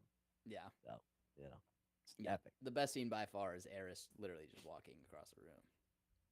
Yeah, so what? That's one guy out of the line for the thrones. There's like 12 more to go before Hank can be. Yeah. Hasn't even written Fire and Blood Part 2, despite the skeleton structure of the book already existing in the world of Ice and Fire. Unbelievable laziness. LOL. Yeah. Yeah. I wrote Elden Ring. Like, dude, shut up. It's like, it's a video game, bro. You write your book. You were just like, have more orgies. Dude. Tolkien never finished the Silmarillion. It's like, yeah, because he kept being like, no one actually wanted. Actually, Tolkien never finished the Silmarillion. Also, no one wanted the Silmarillion at the time. That was the first thing he wanted to make, and his publishers were like, "No, dude, that's great, George. Tolkien never finished the Silmarillion. You know what he finished? The Lord of the Rings."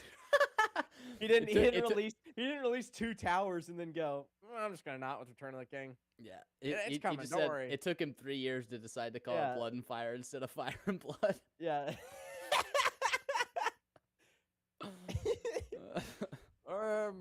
And here's the deal about Blood and Fire. Basically, there's gonna be some orgies and some feasts. There's gonna be orgies. There's gonna be feasts. Here's the deal about nipples. They're there. And I'm gonna describe nipples, and I'm gonna describe grease dripping down someone's chin. And he grabs a sandwich. He grabs a sandwich. Actually, there's no official sandwiches in Westeros lore. That was the first one. Best scene in Night of Seven Kingdoms when they eat that breakfast sandwich, because that thing looks good. I'm gonna eat it. Although there are no sandwiches, my relationship with Ira Parker is abysmal. I can't believe Ira Parker disrespected my show. We're just going on my story, but find a sandwich on there. I would never think of such lazy food as a sandwich. I hate Ira Parker. This guy's a terrorist. Yeah, there should have been. You know what? My relationship with Ira Parker is abysmal. HBO won't even let me talk to him anymore. This is ridiculous. Anyway, we're working on this new book series. We're working on this new show. My new series, Orgy Feast. This showrunner is the best showrunner I've ever worked with in my whole life. Best showrunner of all time. Give it a year. Give it 2 seasons. And then you're going to run out of material. I gave him the outlines. And he didn't make what I wanted him to make. So I hate him. I didn't give him a finished product, and he couldn't make the show good. That's his fault. Bro, I can't believe I can't. Why are you telling me I'm gonna die? No one needs to hear that. It's like, because you're fat and old. You're going to die soon. Fat old, and you won't write your stupid book. No one would care to ask you. No one would ask you if you're gonna let someone finish your book when you die. If they Also, believe you. it's funny because Tolkien was like trying to finish the Silmarillion, and dude, his publishers were like, "Dude, please don't." He write was that." debating the concept of immortality. Yeah, he was while thinking was about. dying. He was thinking about how an immortal being would actually be like. Oh crap! I gotta pull this up. Now. While Sorry, while dying, and it was also like he was writing it because he liked it. No one was like. It was for him. It was like, John, please write the Silmarillion, please. He was like, I just want to write this because I like it. And it was the history of his universe. It was literally it was a passion project. It wasn't, hey, George, please finish the series you started 1 billion years ago. It's been 15 years. I'm trying to find this news story because this is bad. You've reminded me of this, so. Dude, I gotta try to find it. Which one? It's about the Narnia. Oh, the Narnia show. God, it looks terrible. They're gonna ruin Narnia movie. Well, it's the director of Barbie. Oh, great! Perfect director for Narnia. Yeah, it's so much. You know, it's not even bad enough. I need to. Yeah. And listen, Thanks, the but original shout out to Narnia DT movies Gaming. weren't like Shout out to fantastic book adaptations, and they weren't like, you know, peak storytelling, but they were like decent movies that looked that looked really good for the time, and they had like good, decent moral lessons in them. Like they're solid movies. Yeah. I'm trying to find specifically what she said here. Basically, I can summarize it. She basically said, Greta Gerwig basically said, yeah, we're just ignoring the books because we're doing our own thing. At least they're honest, though. The Harry Potter people are like, this is going to be the most faithful adaptation, and then it's just not. They're adding scenes and... Ugh. Yeah, well, it's the same... You know, these book people get to deal with it. It's the same thing we've been hearing every freaking video game adaptation that ever comes out. Where they're like, we didn't want the actors to play the game because we wanted them to act as their own characters. It's like, no! They're playing a character. Yeah, it's like when John Bernthal got the Punisher role, he went and bought a bunch of Punisher comics and read Punisher comics. And the guy at the comic book store was like, read these because this is a good Punisher. It's like, that's what trying to do an adaptation well is, and trying to, like, you know, do something good for the fans. Like, that's, I don't know. If something already exists, you need to... It's a very new take on Narnia. It's all about rock and roll. What the fuck does that mean? Sorry for cussing, but, like, what the actual hell does that mean? Sorry for cussing. What? Like, what? It's all about rock and roll? It's in the 40s. It's during World War II. What the hell? Rock. It's during World War II. What the hell are you talking about? World War I? I think World War I, actually. It's World War I or II. I don't remember. World War II is when I don't know about the book, but the first movie is World War II. It's during the London Blitz. Yeah, it's World War II. What the hell are you talking about? Rock and roll. It's literally not about that. It's literally it's an allegory for Christianity, is what it is. Yeah, and Aslan is going to be played by a female.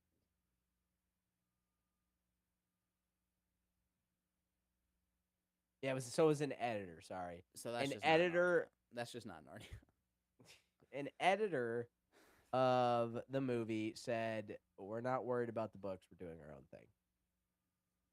Disregarding the source material. Never mentions Narnia specifically, so I guess that's worth pointing out. That's insane. Yeah, dude, it's just... Because, like, okay, the movies weren't perfect adaptations. They left stuff out. They didn't do stuff.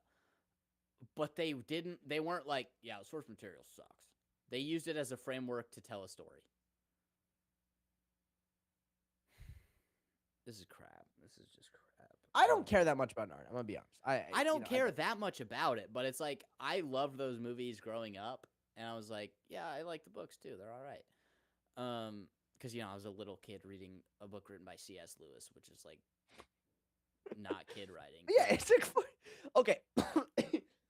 Tolkien wrote Lord of the Rings with Catholic ideology in his mind because it's just that was his worldview. So that's what he wrote. It wasn't necessarily a metaphor for that. It's his worldview, and it's objectively, or I'd say pretty objectively, the whole Return of the King thing. It reminds me very much of a Revelations kind of story. Maybe not. Yeah, not exactly, not really the story of Jesus, more the story of Revelations in a sense. Return of the King. The King returns to his throne and unifies it from hell, Mordor. Whether that's what Tolkien intended or not, I think, or if that's just like ultimately what his background was. Like, ultimately, I don't know that that's really relevant if that's what he intended or not. Because it's a story about good. It's a story about good and evil. So at the general basis, it's a story about Greta Gerwig, who recently did the terrible remake of Wuthering Heights. And as minute she didn't, dude, I don't. Wuthering Heights, dude, the marketing for Wuthering Heights has been the worst thing I've ever had. It's literally just misfortune of laying my eyes on. Bro, I hate celebrities so much more because of it. It genuinely pisses me off because it's like, yes, I'm married, but I was Margot Robbie's married, going like, I grew so close with this actor. I'm literally codependent with him. I have to be with him at all times. It's like, what the fuck is wrong with you? Yeah, dude. So objectively, Lord of the Rings is a story about good and evil. It's a story about good versus evil. So, and that is a very it's a broad sense of biblical ideology of good and evil. Yeah, sin, good. That's where you'd find its roots from. That's where Tolkien's morality comes from, is his basis on his faith. So that's where his ideals and what he's writing for what he'd want his kids to read, or whatever. It's very intelligent kids. If he thinks The Hobbit's a kid's book, it's so funny to me that he wrote it for as like kids stories, and he had his kid. And the only review he got was his kid. Yeah, his kid doing like a book report. He had his kid do the review. Yeah, a book report, which is awesome. Which also makes it like his kid, like after he died, like finishing his books, it makes sense because he was raised with Tolkien. It is fully up for interpretation, I guess, of a sense of it's not a metaphor. Tolkien actively says it's not a metaphor. Yeah, he doesn't like. You can't. Yeah, that doesn't work with Narnia. No, it's literally because C.S. Lewis is like, he's a Christian. And he's literally like one of the biggest Christian scholars of all time, one of the most famous, most quoted Christian scholars. Yeah, he has so many like books. Listen to any podcast with any Christian guy and have them not mention a quote for C.S. Lewis. Exactly. Yeah. And Narnia is objectively that. His books were like a cool fantasy world that are like. Yes, the lion. It's like a fantasy. It's the most blatant symbolism you get. The lion, Jesus, the lion, and the lamb. The lion is executed and then comes back from the dead to help. Because he never sinned. It's like it's pretty blatant. I remember when I was little, I was like, the first time I watched Narnia with my brother, I was like, oh, it's like Jesus, because he came back from the dead and he was like executed or whatever, and he was I don't know anything about the books. And I just remember Josh being like, I don't know, that's kind of on the nose. I don't think that's what it is. And I was like, dude. Yeah, I was like 7 and he was 10, and he was like, I don't know, I don't think it's that. I think it's just like a story. And I was like, dude, come on, turn your brain on. Yeah, so it's just like it's not gonna work doing an atheist. I don't know anything about the book, so I don't actually know what the magician's nephew is. It's like the prequel, I guess. Yeah, I guess I don't really know anything about it, but I can't imagine C.S. Lewis is out here writing uber atheism. No. He is not. So it's not any faithful adaptation. Greta Gerwig, look, I think I was entertained by Barbie. I like the Ken stuff. Most of the rest of it's pretty trash. I liked I'm Just Ken. Banger. Yeah, I like the Ken stuff. I like the Ken stuff because it was like they were trying. I like when they were like, "Yo, horses." They were trying to make it. They were trying to make it like horses are badass, and it was literally just a sick ass dude. And then it was like, by the way, the only awards the movie has won is for Ken. And it's like, It's like literally the coolest thing ever. This sucks actually. Yeah, actually, it's just sucks. Like it's like horses and explosions, and we're like trucks, that's horses, trucks, learns about being a man. And it's like I like it was a joke storyline, but I actually kind of like it in a post-apocalyptic world of demasculinization of like a guy discovers what it means to actually be a man. He lives in a female-dominated world. He learns what it means to be a man. And I know that was played off as more of a joke, but yeah, it's like. I like that part. I don't like America Ferrera's freaking stupid feminism rant in the middle of the movie. It's like what's happening here? It's like there's parts of it I like, and Because it then most also of it I don't didn't like. make sense in the story. It was like a look at the camera and do your monologue thing. Yeah, get the message in. Yeah, and it was like if I don't know, because she was just talking to the other people that agree with her. Like, Yeah. I don't know. So, dude, yeah, it's like there's that, but yeah, I don't. Why Narnia? Like, why would you even want to make it? This is what pisses me Well, off okay, is I like, understand why they'd want to make it. Same reason James Gunn wants DC. He gets the offer, and he's not going to say no to it. well, yeah, but okay, It's a what I massive mean is IP, like, multiple guaranteed work. what pisses me off is like, okay, Kathleen Kennedy gets control of Star Wars. She's not a nerd. She doesn't care about Star Wars. She shouldn't be touching Technically, it. I mean, but she was technically already involved with Lucasfilm, though. Okay, It's still even more different than. what I mean, she's not like, she's not a nerd. You know what I mean? Like Greta Gerwig, like she's not a nerd. She's not like, I don't think you should be able to touch a fantasy project if you haven't read Tolkien or watched Lord of the Rings or I She don't probably has watched Lord of the Rings. She probably read it or she probably watched it and said Return of the King's too long. probably, but There's too unless many endings. What's with all the fake out endings? and it's also so many people try to do like they try to subvert what's like they try to subvert the hero's journey whatever they try to subvert like common basic staples of storytelling without having any experience making the original. Like they don't have any experience making the thing. Their only experience is the subversion, and then they start trying to subvert the subversion, and it's like, dude, this is just bad. You need to go back to like a simple hero's journey story, and then eventually you can try to subvert that. I know subvert has become like they subvert everything and it sucks, but like a common one. Here's This isn't me coming up with this. I heard it. Shrek is like normally it's the knight saves the princess from the ogre, but it's like, okay, what if the ogre was just like a good guy? Yeah. That's what Shrek is. That's a subversion of a normal hero's story, but it's deconstruction, good. subversion. It's like, Yeah. yeah, I mean, it's not like that's necessarily negative. The general concept is what they tried to do with Iron Man didn't work that well. They did it with Captain America. Probably the best example. The typical superhero trilogy that works. You got your origin, where you lay your groundwork, and then your sequel is where they're fundamentally challenged on their worldview. Sometimes, and to a certain extent. And then if you get your third movie off the legs, it's usually going to be kind of a deconstruction of your hero as you try to rebuild him into the new. That's stereotypically, that is Nolan's Dark Knight trilogy, right? Batman Begins, the origin, he gets his fundamental moral values of why he defends Gotham. Second one, Joker fundamentally challenges that moral worldview. That's why the second one always ends up being like the best when the trilogy's really good. Because you get the good Spider-Man versus 2. evil Spider-Man you get 2, the biggest good versus evil. Yeah, it's the absolute fundament. Spider-Man 2, it's not necessarily Doc Ock going directly against his worldview. It's the idea of life just kicks his butt until you need to respect source material. You don't have to like source material. You have to respect it. Great example is Tony Gilroy, who did Andor. Yeah, I gotta watch Andor, dude. I need to watch Andor. It's we've talked about it. It's Schrodinger's quality. Yeah. I hear how good Andor is. But I'm so scared I'm going to watch it and it'll be bad. I'm terrified it'll be bad. So I'm just like, I could just live in this world where everyone says, where I hear people say Andor's good, and I can just go, it's good. I watched the first episode, and I was kind of like, all right. Oh, it didn't hook me enough. And that was the first episode of season 1. I heard. Apparently season 2 is really good. So I don't know. I'll watch it at some point, but I don't know. It kind of depends if I'm going to do this Peaky Blinders rewatch next or not. But yeah, but yeah, where was I? Yeah, the second one, it's a fundamental challenging. So Spider-Man 2, it's not necessarily Doc Ock is fundamentally going against his worldview. Probably a little bit. I'd have to really think about. I guess kind of as Doc Ock has the ultimate power in his hand, and he's not using it responsibly. Great power, great responsibility. That's Peter's worldview. He challenges it. So there's that. But the idea of life kicks Peter while he's down so much, so he quits being Spider-Man. He fundamentally challenges his worldview. Dark Knight, Batman has to accept defeat to the Joker in order to succeed, to win against the Joker in the ultimate end. Captain America: The Winter Soldier, the idea of American patriotism, but now the government's using it as an exploitation of what he's doing. Iron Man 2, a little all over the place. I don't know that Iron Man 2 is a great example of it. So it isn't as much because it's like Thor: The Dark World. No. The first Thor is a better, like, yeah. Well, the first Thor is But no, the first the first Thor fits really well into what I described as where he gets his fundamental value. Thor's cocky. He doesn't have. He Yeah, gets sent to that's Earth, and true. he discovers the fundamental understanding of. That's what it's very much what Superman didn't do.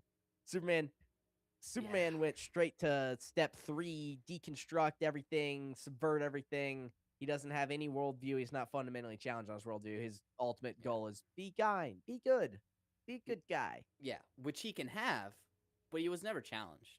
And it's not like Dunk where he's morally steadfast in be a good guy. Yeah. It's It's and just he's like and he stands up to everything and you got to have that element. because he also It's like he's a good guy, but he doesn't stand up to people who do otherwise. Like the yeah, I'm even Justice trying to Gang, think. they'll kill people or like they'll kill to stop something, whereas he won't. And he's like, And he was "Geez, just guys, like, that's not hey, cool. you shouldn't have I done didn't want to that, do that." man. But yeah, Where it's like and it doesn't just apply a to super kind, lighthearted character who's also like stands up for themselves and is like they can be angry without being like, where's the dog, Luther? Where's the dog? They can yeah. get angry in like a reserved way. Andor's incredible. First 2 episodes are a slow build, but the 3 that rip into climax, the other 9 episodes of the season are propulsive, and season 2 is the edge of your seat stuff. Dude, I heard the Empire stuff is sick. I kind of heard the worst part of Andor is Andor himself, which Yeah, didn't shock me that much. I've seen part of Stellan bro, Skarsgård's monologue, and it's good. I'm gonna watch it. Really I'm gonna watch it at some point. I've committed to watching it at some point. It's just gonna be about when I do or not. yeah. It'll probably be soon though. If I do, but yeah. But I think that logic, and the reason that works in a trilogy is because that's a very basic point of Yeah. storytelling. Act 1, Act 2, Act 3. Your second act, your low point. Act 3 is when you reemerge. And it's just like that's why a stretching that trilogy across kind a of works. bigger thing. Yeah. Exactly. And I don't think it just applies to a superhero trilogy. I think Lord of the Rings is similar. I think Lord of the Rings, maybe episode. I feel like the Fellowship. You don't. It's kind of harder to get grasp of that. But you have the fundamental worldview Mm-hmm. of kind. I'm kind of working You this out in kinda my get head where as they're I'm all thinking. starting. Frodo believing. It's kind of hard to get to it in my head, but there's a logic of Frodo thinking this can be done. I can do it. I can get the ring to Mordor. The second one, it fundamentally challenged on that. He's turned away at every turn until Sam's speech at the end of like we have to keep going, reaffirming his worldview. Third one, he's deconstructed fully to the point where he's ready to take the ring back with him. Mm-hmm. Yeah. To an extent, he sends Sam away. All this other stuff. So there's that in Lord of the Rings. Star Wars. Another great example. Luke learning fundamental worldviews of what it means to be the Force. All that Empire, he loses it when he's fundamentally challenged by Vader. Return of the Jedi, reemerges. He's also in Empire. He's challenged and he leaves. Like he doesn't finish his training. He loses. Yep. And then he finishes his training, verse 6, and he almost maybe potentially turns to the dark side. He's wearing dark the whole time. It feels like maybe he's gonna be bad, and then he's not. It's pretty simple. Yeah. Stuff. Yeah. I mean, it's whereas you get stuff like the sequels, they don't do that at all. No, it's like the first one. Rey learns that she's amazing, and then the second movie, Rey learns she's amazing, and then the third one, Rey is amazing. Yeah. There is no the world view of the lookout is of closest established. you get to that like hero's like arc is Kylo, but even that's not. It's not. And it's not really. He just goes, It I'm isn't- evil. it I'm isn't not that, evil. it's I'm just evil. that- I'm I not mean, evil. And now I'm evil. That's the closest you get. Yeah, and it's still not there. That's why Last Jedi fell flat on its face. Rey's moral worldview is not materially challenged in any way by Kylo Ren, and you don't feel by the end the rebels are on the back foot. I kind of do feel like they're on the back foot because there's only 20 of us, and then for whatever reason the next one starts, and they're like, there's actually more than 20 of us. Yeah, it was like, and that's also just complete. It's just, I mean, there's we could be here because also where they left they talk about Last Jedi. They ended Force Awakens like triumphantly powerful. And Last Jedi, it's Last like Jedi cuts in, they're like, 9 yes, we're guys. actually about to nuke your planet. It's like we actually have like 9 people. We're kind of cooked. Yeah, we're actually about to nuke your literal planet. We have Death Star ships now. Hey, Poe, go fly up there and do some quipping. That was insane. Hey guys, can you give us a second? We're gonna need a minute. Yeah, but yeah, exactly. That's what I'm saying. That's why you don't get us there. The second act low point is Rey. I don't know. The lightsaber gets broken. It's like no. That's not. She never has her. But that's not a character thing. That's exactly. That's like a physical challenge of like stuff she has to go against, but it doesn't challenge her character. Yeah, and she never learned how to do it. Why is she just a lightsaber? Yeah. That's all. Why can she compete with a From a broad sense? It doesn't trained Sith challenge. Lord? And then the tragic trilogy kind of idea is it ends with defeat almost. The prequels by all means not great, a lot of brokenness, but there's still a good story somewhere in there, and you get that. The with first prequels. one, the first one starts with it shows Anakin is good, but he's emotional. Let me get it. It's not perfect. It shows Anakin wants to help people. That's like the first thing you see when you're introduced to him. He wants to help them. Then Attack of the Clones. He's angry. It gets him into a lot of problems, and he is challenged by Count Dooku. Not very good, but he is challenged. Well, I'd say his challenge is with the Sand People.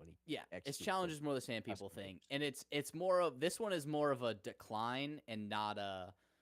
He's choosing to keep his value. When this he's is deconstructed, in the third act, he doesn't rebuild back up to the hero. He is fully deconstructed. Yeah, he goes down, and then it's a tragedy. It's not a. Yeah, it's not like it goes down, then it goes back up. It's like a. And ultimately, it goes back up when he rebuilds after his worldview of evil is challenged by Luke, and he rebuilds to he's still good. And the original trilogy's really good. Imagine that. The original trilogy's. It's like, well, some of the effects look a little old, and it's like, okay. Cool. Yeah. Look at the characters. And I'd say the Phantom Menace. There's a reason the Phantom Menace is pretty useless, and you cut it out because it doesn't do a lot for it. And the second one, dude, you always forget how bad the dialogue is in Attack of the Clones until you watch it. How awful the relationship between Padme and Anakin is bad. It's like I need to tell him. And honestly, especially you don't even realize how awful, how terrible a job they do of building the Obi-Wan Anakin relationship. Yeah, they barely interact until Revenge of the Sith in the opening scene where they're like, "Oh, we're old old pals." Yeah, and it's like in Revenge of the Sith in a vacuum, it's like, yeah, you can tell their relationship, but it's like you didn't have that. But they didn't do any of it. They should have done that. It should have been, episode one. The first one probably should have been Attack of the Clones. Then you do a Clone Wars one, and then you do Revenge of the Sith. Yeah, and you show, which is a shame because that would mean you lose Qui-Gon Jinn. But yeah, but you could talk about him, like, yeah. You lose some of the stuff, but that's probably the better way. You could have like 20 minutes out of Phantom Menace be a part of the next, like the first. You could take elements of that. How about or Daredevil, have season one? Have flashbacks. Yeah, not have a full movie. How about Daredevil though? Season one, Daredevil's fundamental worldview of why he does what he does is there. Season two, how would you say he's challenged season two? Because I say he is. I think Punisher challenges him directly. By Punisher. And I'd say the Hand gives him a new against the Hand because it's like it's people he can't beat without killing them a lot of the time. And ultimately he's like ready to end it for Elektra. I feel like that one maybe you don't get it as much. Oh, well, he blows his life up. Shout out Cherry. He blows his life blowing your life up, ruining his relationship with Foggy and Karen because he's fundamentally every fight he's in. It's not like he can. It's not like he can beat them. It's like he needs to kill them to win, or he's. Yeah, but I'd say that's where he's challenged. He ultimately works with Elektra kills people. He wants to help Elektra, but she's gonna kill people. That's what challenges him. George Lucas having final say of the script, treatment's a big mistake. Dialogues are more substantive, which allowed for better acting. There would have been much less complaints. Yes, dialogue is just super rough. Yes. We were talking about it. We might do a little Revenge of the Sith, Devil's Advocate versus super fan at some point. I think that's a good idea for when we have a little slow time. Yeah, probably I think probably maybe between Night of the Seven Kingdoms and Project Hail Mary. That'll be our go-to. We might need to do that. Yeah. But even with Daredevil, I'd say his fundamental worldview of season one's about him learning to let his friends into his life, how to balance his life as Matt Murdock. And Daredevil season two, he ultimately destroys that by going away from Matt Murdock entirely. Season three, he's deconstructed all over the place. I mean, he's deconstructed. He's deconstructed in the idea of his Catholicism. He completely shuts his friends out as opposed to he was still trying to maintain it. And he rejects. And he's literally ready to kill. himself. He's gonna kill. And he's also like, Matt Murdock's dead. I'm better without Matt Murdock. Yeah, I'm Daredevil. Not even God can stop that now. Yeah. And then ultimately he's going to kill Fisk until he just can't do it, and he's reconstructed. He reemerges as the hero standing at the top of the balcony. Brett Mahoney walks in. Mm-hmm. That's not Daredevil. He is. He's standing out there. Dude, Daredevil's so freaking good. Daredevil's so good. Yeah, Daredevil's so good. And then Daredevil Born Again, of course. With the Fifth, I can win it quite. It's certainly Yeah. a deconstruction, but not the intentional kind that builds character. It's More, just I wouldn't call it a accidental. It's not a deconstruction. It's more of a demolition. Yeah, that's true. Detonation. Yeah, combustion. Explosion. Yeah, But yeah, I think that's very, and yes, it applies to heroes. That's probably more of a character storyline as opposed to kind of how you're not required to tell stories this way. I think it's clear because I yeah. think This with is Dunk, just a template, and it's like, Dunk is never, Dunk, because I think you can look at a season of TV and it does the same thing as a whole, roughly. mhm, Because it is just a basic Act 1, Act 2, Act 3 storytelling. Dunk is never really, I'd say that he gets morally challenged on his idea based on he steps in and it leads to a disaster. It leads to him getting arrested. He's gonna die. Basically, all that. yeah, That is his version of the Joker in The Dark Knight. He's yeah, morally steadfast. And then the third one, it's not really deconstructing because he hasn't been constructed yet. He's finishing his heroic construction as rising as the hero, yeah. as This the knight, season as the is true his knight. origin. Exactly. Next season, if they follow the book, he will be challenged as far as the people he has to work with and against. It's like it will challenge who he is as a person. And that's the reason. That's the reason Spider-Man: Far From Home doesn't work. Far From Yeah. Home doesn't challenge Peter really. No. He's not. His story is not. He never is challenged on his idea in the way like he isn't. Like in Spider-Man 2, I'm trying to think of the Amazing Spider-Man 2. I don't know. I wouldn't. It's kind of hard. Well, it's what their intention, I think, was the whole like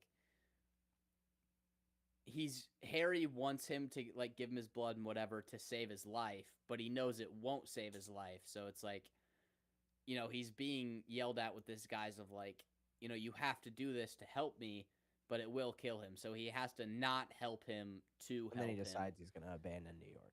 And then that's not a good example, but even in a bad example, there is a little bit. Well, yeah, like I was just saying, because when we're looking at it, we're kind of like we just did with the prequels versus sequels, both bad movies. Now that's not really fair to the prequels to say bad movie when you're comparing sequels to prequels. Yeah, but they're not as good as the original. They're not good. Like the original trilogy is DOT absolutely incredible. The prequels, they were pretty rough. Sequels, they're absolutely abysmal. Yeah. But when you try to follow that path in the sequels, it doesn't work. Whereas with the prequels, you can still find that path because that's how there's a good story in there. Yeah.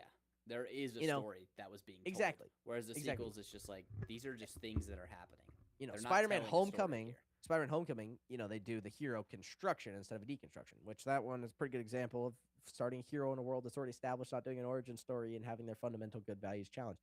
Peter has to decide whether everything he ever wanted gets the dream girl to gets the dream girl and go to Homecoming with him, and then he is fundamentally challenged by Michael Keaton. Yeah, Vulture, but good old Spider-Man. Good old Spider-Man. And he's got to leave, and then ultimately decide he arises as the hero. Come on, Spider-Man, lifts the rubble off his head. Mm-hmm. Like in the Amazing Spider-Man 1, dude. I love the scene where he gets the kid out of the car in the Amazing Spider-Man 1. Yep, it's really biggest problem with the Amazing Spider-Man 1 is them desperately trying to have Uncle Ben not say "with great power comes great responsibility." It's so clunky.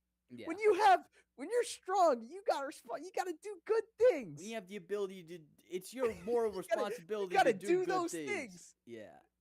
Yeah, it was like he could just say the thing. It's very much like they're trying to do the grounded thing, a little subversive. But yeah, I always love a good when the hero comes to be a hero moment. Captain America when he chases the Nazi down, he kind of right when he gets out of sub and he looks down on himself and he realizes I am Captain America. Mm-hmm. It's always the best moment. What would be the one in Iron Man? What would you describe that as?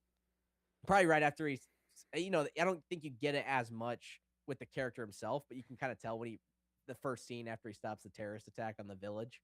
Yeah, that's one. And I think this is also a different one because in his establishment of his values, you have to deconstruct his old self. Exactly. So the transformation comes when, what's his name? The doctor in the cave. I always forget his name. Jensen. When Jensen sacrifices himself and dies. That's where his worldview's established. When he holds him, he says, "But you were going to see your family." He's like, I am. That is where it's like, this is who he is.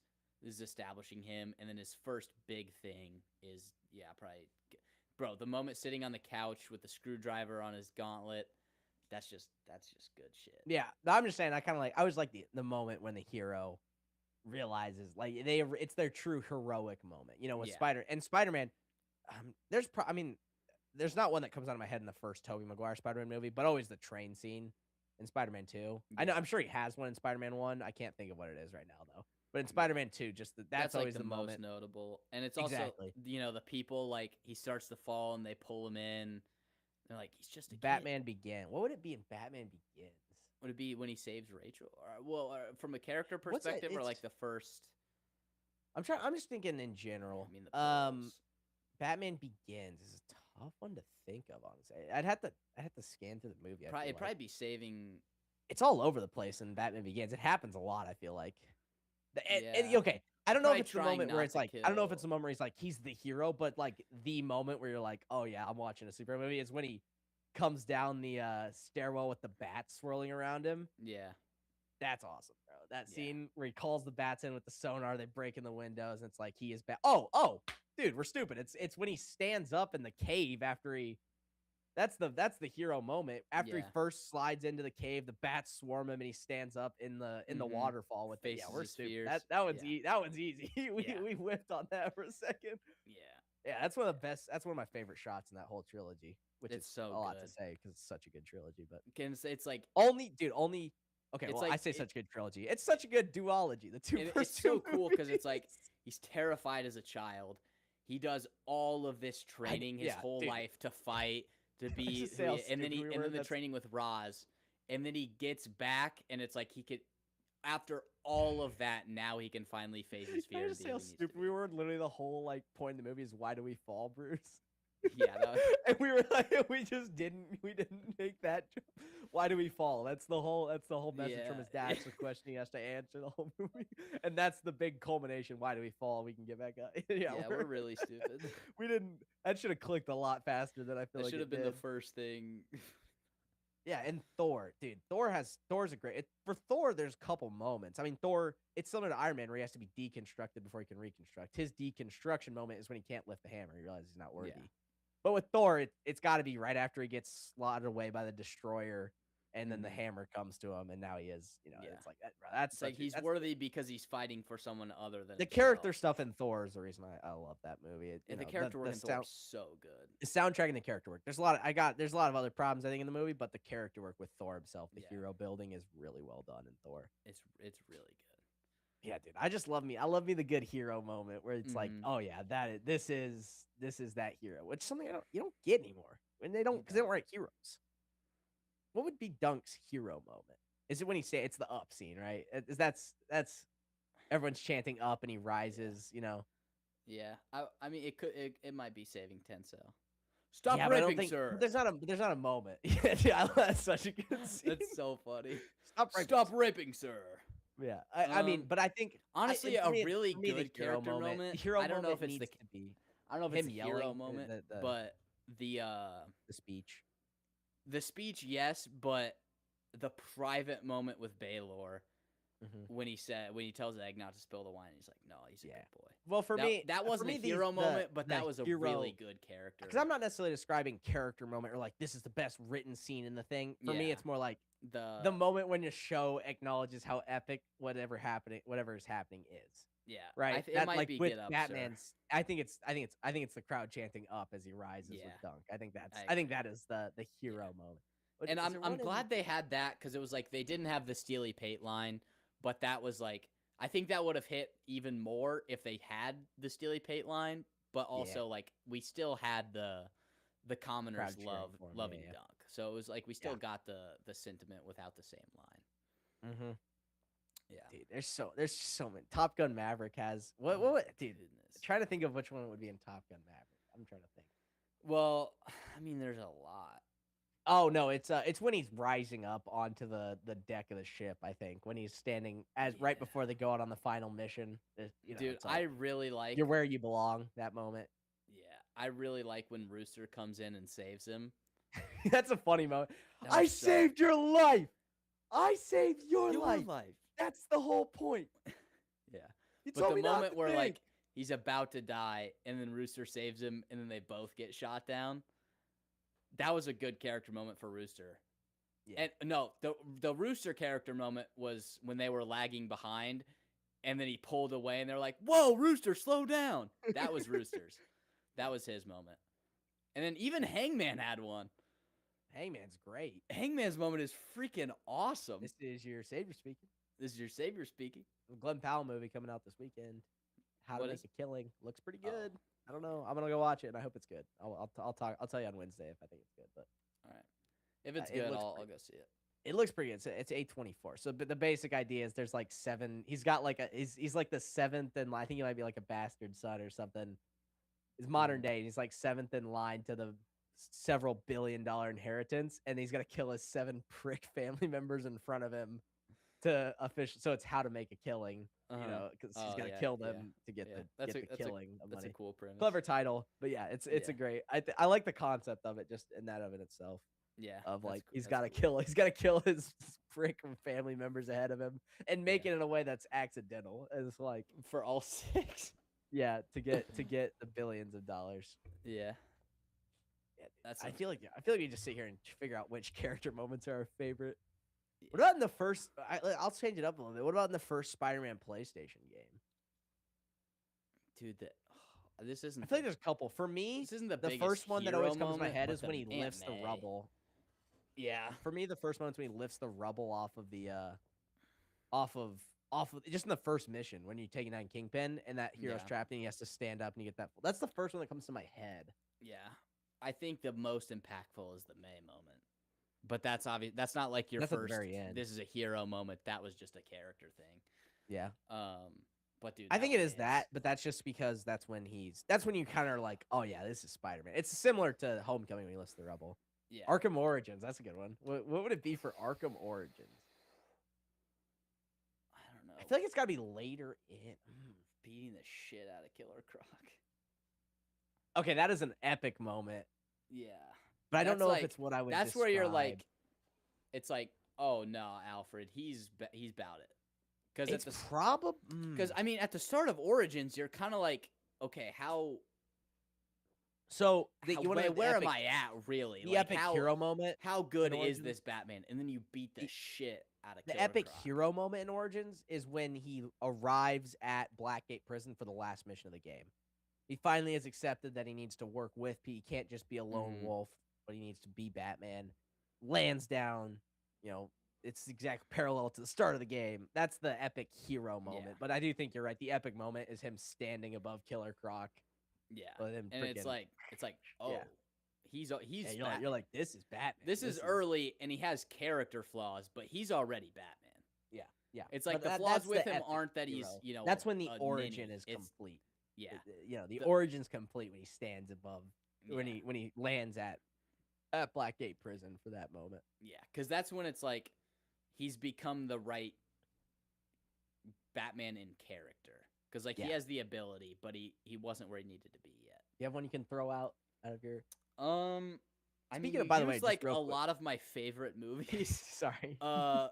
Just keep coming to me. They keep coming to me. I was like, you gotta what's the just moment, burn through a lot of my favorite. You got some stuff. I'm trying to think. I mean, okay, I'll ask you one. I'll ask you one because I think you can. Because I can't really think of it off the top of my head. What would be the one in Invincible? Because I'm sure there is a moment in there. So season 1, where Mark arrives at he is he's invincible. What would it be? Gotta be there. There's a lot of like. I mean, the biggest like moral challenge is like when he fights Omni-Man, obviously at the end of season 1. Yeah, but he's gotta come.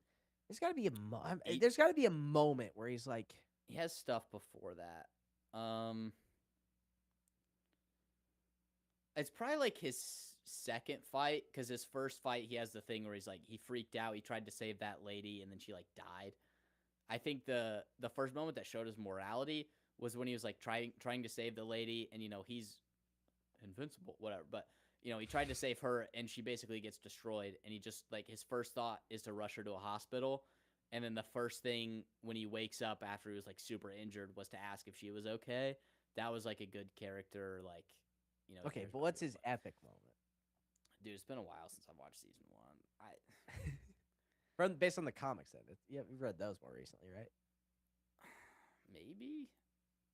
Sorta. I read it was about the same time. Okay, crap. Okay, like early on.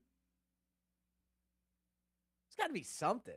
I don't like No, this show, but they still build a hero out. there is, but I'm trying to think of like a moment where it's like, oh yeah, he's a hero. Some of them flying is like it's when he's learning his powers. I don't know, because like with Superman, with Man of Steel, the epic moment is when he is his first flight. Yeah, I think it's, even though I don't love this episode, but it's when he's helping Titan, and Omni-Man, who's like his mentor, who's like, it's like his North Star, who he's looking towards, is like, you shouldn't help him, but he thinks you should help anybody, so it's like he helps him, and then that is probably his first thing, I guess. Yeah. I don't know. It's been a while, so I don't have much off the top of my All head. right, can you think of a good one to go to do? I could say Ghost of Tsushima. Oof, that would be tough. That is tough because he kind of. It's probably the moment after he poisons the Mongols. Yeah. It's kind of more of a brutal moment, but it's when he officially goes away from his samurai-ness and he embraces where he's the like, ghost. I'll do whatever I have to do to protect my people. It might be that. Yeah, and then that made me think of Red Dead. I mean, there's okay. It's got to be. I'm trying to think. So it's something. That one has got to be more subtle, maybe. It would be a more subtle character moment than like. It would be when Arthur goes with Sadie to save Abigail, probably. Yeah, and it's like Dutch and with Micah in his ear. Okay, but I guess going from a hero. What's the first epic moment in Red Dead where you're like, oh hell yeah, even regardless of like, he's a hero. He's standing on top of the wagon. Yeah, well, the train's coming. The train's coming. Yeah. That's the first badass moment. That's where you're like, oh hell yeah. Because at the start, it's like you don't really do much, and it's like, okay, we're barely. Yeah, I mean, jumping onto the train's pretty cool, but I wouldn't describe that as like that's the set piece moment. Yeah, the most badass is like you're standing in front of the train. That's sick. And then another one is the get down here now, you inbred trash. The gang. That's the gang, but it's still another awesome. That's the peak of the gang right before the downfall. So that's like that's their height before they roll downhill. You know, that's the like. Yeah. What's Cal Kestis's? Oh, in the first one, is it after he builds his lightsaber? It's kind of. Is it after you unlock the like split blade or the? I can't even remember what it is. But that's like I feel like that's where you emerge from the cave and you. Yeah, but with an origin, when you emerge from the cave. Late. Yeah, that's true. It is probably emerging from the cave, else? or it would be. I think probably his first big one is facing the. I want to say the ninth sister, because that's like the first big thing you fight and win. So I think it's probably the ninth sister fight. Is where it's like, okay, I actually have a chance against the Empire. I can actually do something. It's probably that. What would be your? This is on my mind because I've been replaying the game. What's your epic Aiden Pierce moment in the first Watch Dogs game? Oh shit! It's been a long, bro. I'll say I love the prison mission in Watch Dogs. I'm about to play that one, so that's a little off my head right now. That's the next mission I got is the prison one. It's been a while since I played. Yeah, it's hard for me to think of when the moment. Blaring day and night and running over pedestrians in the rain. Yeah, Aiden Pierce is such an intimidatingly good character. Yeah. It's tough. That's a tough one to think through. I'd have to think a little more on that one probably. But. Yeah, What about you go first. It's been long enough that I can't think of one off the top of my head other than like the. So V then. What about Cyberpunk?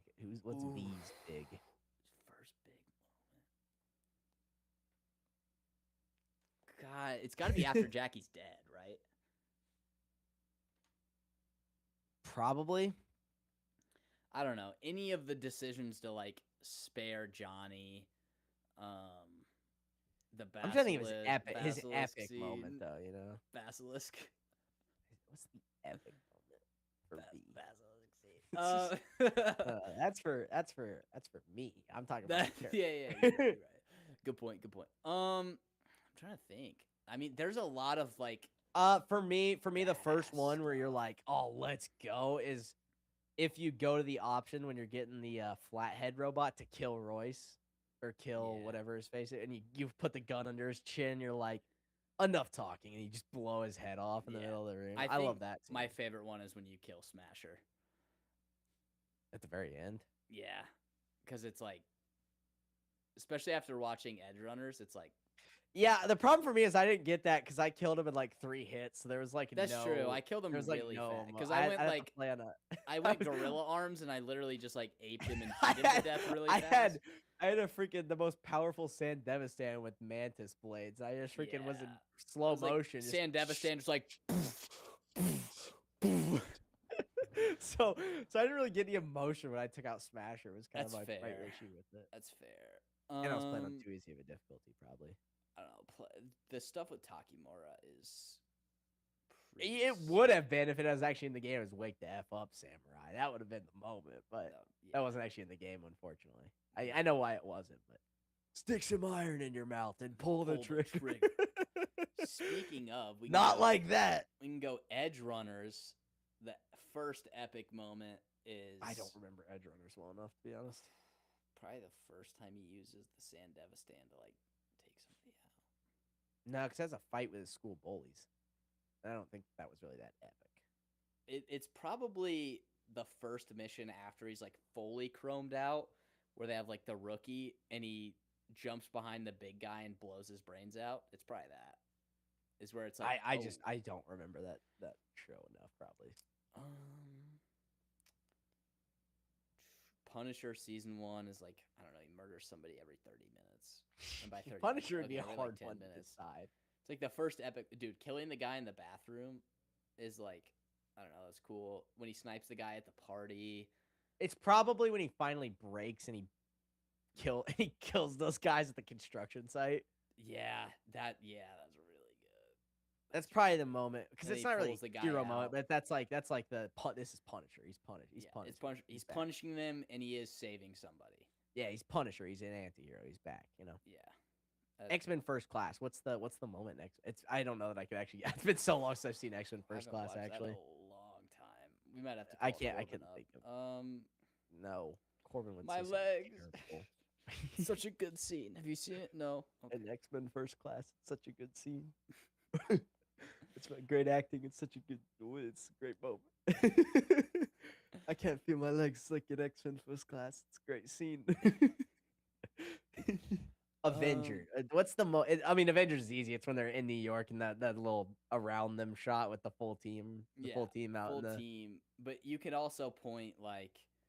That's nothing you say is gonna be able to beat that scene. That is no, it the won't. scene. But I'm saying before that, you do have, Iron Man keeping the helicarrier up. That's like That's an epic scene, but that's not an epic Avengers scene. Yeah. That's kind of the first tips of them working together. Him and Cap learning to work together, but. Yeah. The epic Avengers scene is the shot. One of my favorite passes is the one that like.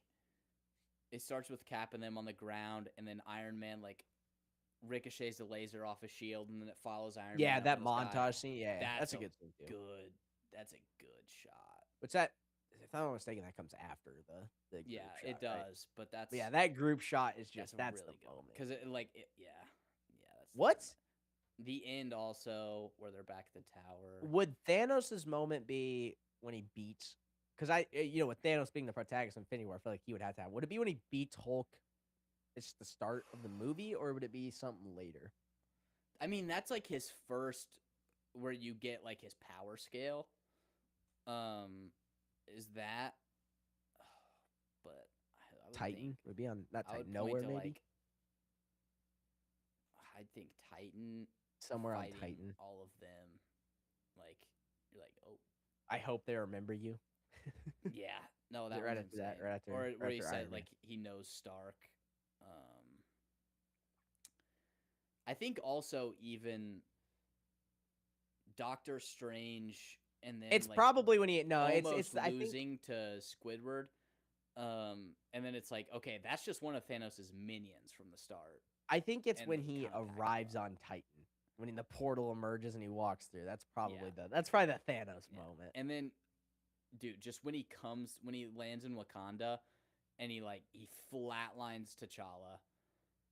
Yeah, the moment with Steve is so good because it's like, It's like, oh, you are kind of strong. It's like you are the peak of humanity, and this is all you. You destroyed Vision. Yep. Yeah, it's like, oh, you're the peak of humanity, and the best you can do is hold my hand for a minute. Bonk. Cappate Dead. the Soulstone. What? It's the ultimate freaking new Rockstar's theory. Yeah, that why was Cap's crazy. eyes were orange. Like, Cappate maybe the because it's Soulstone. reflecting a golden. Well, no, it was just a color correction mistake, but it was Yeah. like that was a great schizophrenic theory from new Yeah. Rockstar's Capate the Soulstone. Or it's like they're 'Cause in someone's mind. Because we hadn't like- seen the Soulstone yet. We hadn't seen it by that point. Yeah. So obviously And we didn't also know. with like the ether and everything, it was like we don't know how it's gonna work either. Yeah, that just didn't Good- matter. They freaking blew by that. They were like, Yeah, he's they were got just it. like- they were just like, it's a stone now. It's fine. He already had it by the time we saw him. Yeah. It was like He's it's already in just the gauntlet. They're like They showed up to it's nowhere and just it a was stone. destroyed. It's just a stone. I'd say the hero moment in Well, nowhere was. Yeah. the hero moment in Infinity War is Thor holding the forge open. Yeah, that's the biggest protagonist hero moment. Well, antagonist hero moment, structural antagonist, but hero Yes, superhero yes. moment. Yeah. Because Thor's a structural antagonist, but he's the hero, so it's weird. But Yeah. yeah, But yeah, based on the structure of it, it's because then the ultimate epic moment is he arrives on Wakanda. You guys are so screwed. Yeah, that's the ultimate. Yeah. All right, we've been yapping too long. Let's wrap it up. Three. Thanks for watching. Thank you guys for watching. Check out my review of Avatar: Fire and Ash. It's on my channel, R&R with Jake. We'll see you next week on Wednesday to talk about Night of the Seven Kingdoms, episode 6. The season finale. I'm pumped. No. I'm excited. I'm not ready for it to be over, but No, I'm also we excited. gotta go for it. watch. We gotta go back to watching garbage after this. No. Well, the good thing is I get to binge all 5 episodes and then watch episode 6, and it's just gonna be awesome. That's the good news. Is I can watch it like a movie, and it's gonna be amazing. And then I can rewatch all 6 again. All right. All links in the description. Check us out. You can Check go to the out the audio vids. platforms. You could.